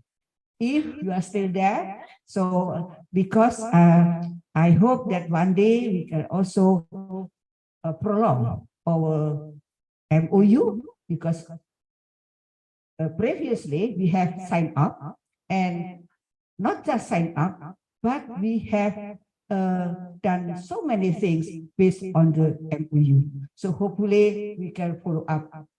I think it's still there, but again, there's regulation. Regulation in the UK and also the regulation in Indonesia. Thank you again. Berdiri, ya. Terima kasih. Sekarang saya bahasa Indonesia. Terima kasih atas perhatian, kasih sayang dan suatu yang luar biasa. Audionya error setelah luar biasa mengikuti acara ini karena ini adalah a general lecture. So this is the general lecture. This is the first time here in Urindo. The webinar, participated by so many students. Give applause to the students. So, as Elizabeth mentioned, that particularly Urindo is Israeli University, so it means that we will go forward nicely. It means that the awareness of the student will be improved. But I'm also very impressed with the speech of Dr. Lani and Dr. Lilis. They are both of them are very, very well known about aging. Aging, particularly in Yogyakarta, and also the problem in West Java. So it means that both universities, both institutions, University of Respati, Yogyakarta, and Stekestad Malaya, ya benar ya, both of them are also concerned on aging. Thank you so much, Dr. Lani and Dr. Lilis. And again, I have to say thank you and my high appreciation to Dr. Trisuratmi with the summary that's very, very amazing. And also Ibu TV, those speeches very knowledgeable, very academic. Thank you so much, because she's from the Respati Education Foundation. So we conclude that Respati Education Foundation has also support the aging issues. Thank you so much. Again, thank you so much. I think we have to take the picture as usual. The first of all, take a picture with the student here already done, but the student there, not yet. So we have to move there with you because they are waiting for you. Thank you.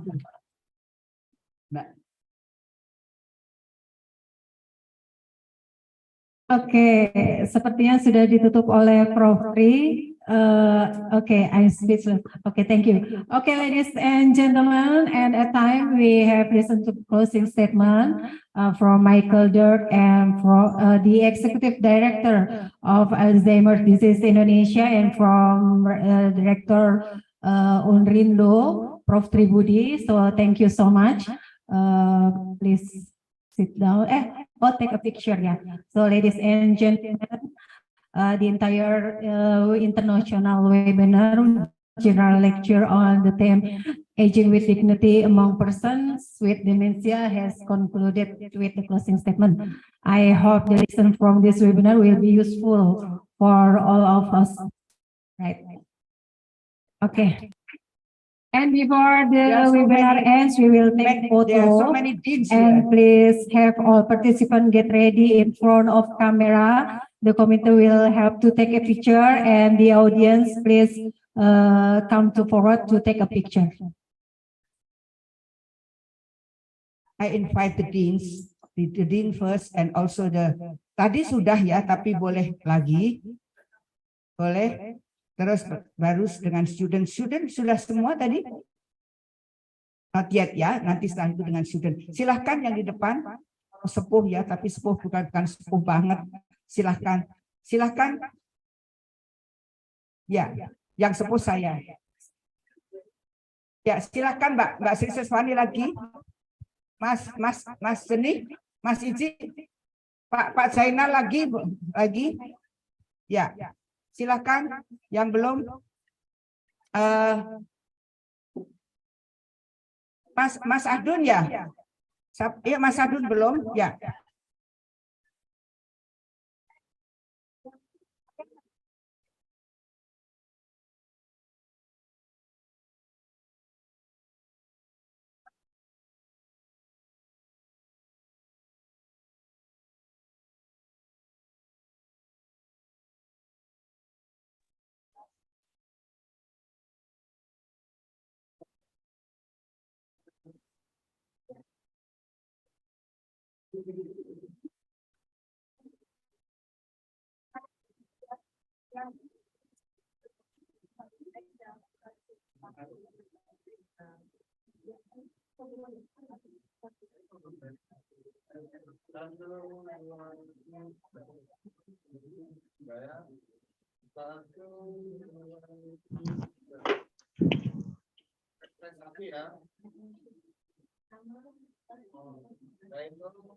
Satu, dua, tiga. Satu, dua, tiga.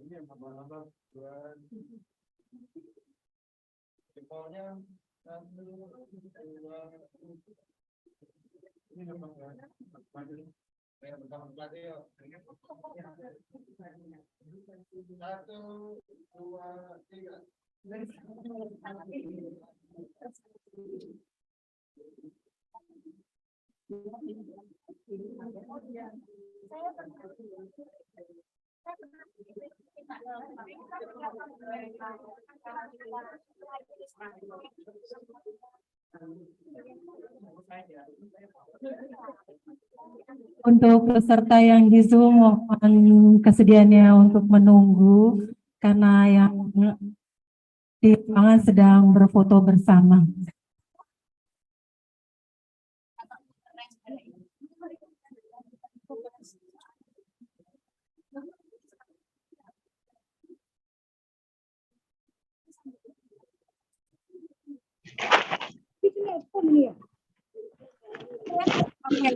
Okay, ladies and gentlemen, distinguished guests and lecturers and all participants, on behalf of the committee, I apologize for the shortcomings that occurred during this webinar. And we hope to see you at the next webinar. Wassalamualaikum warahmatullahi wabarakatuh.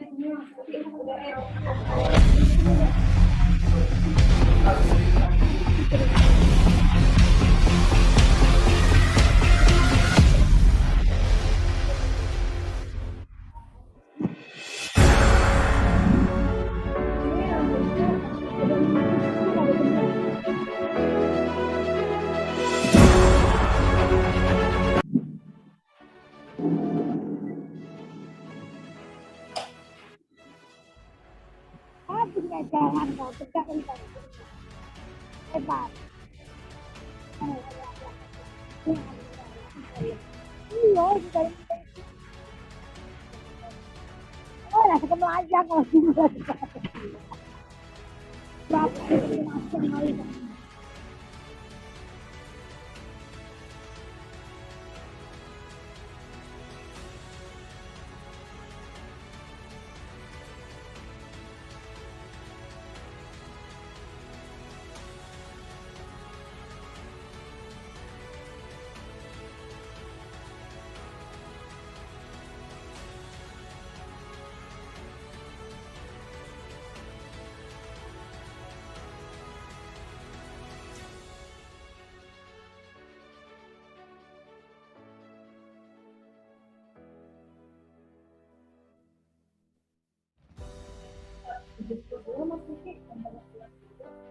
Ini soalnya ini kan buat YouTube. Ada apa ini?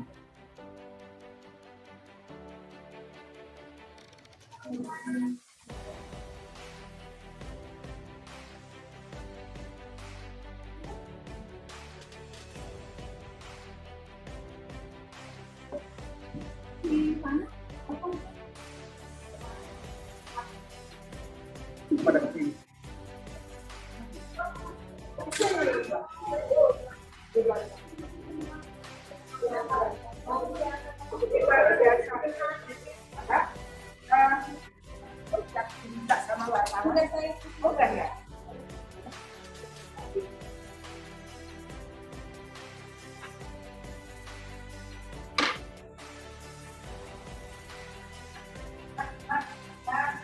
Terima kasih ya.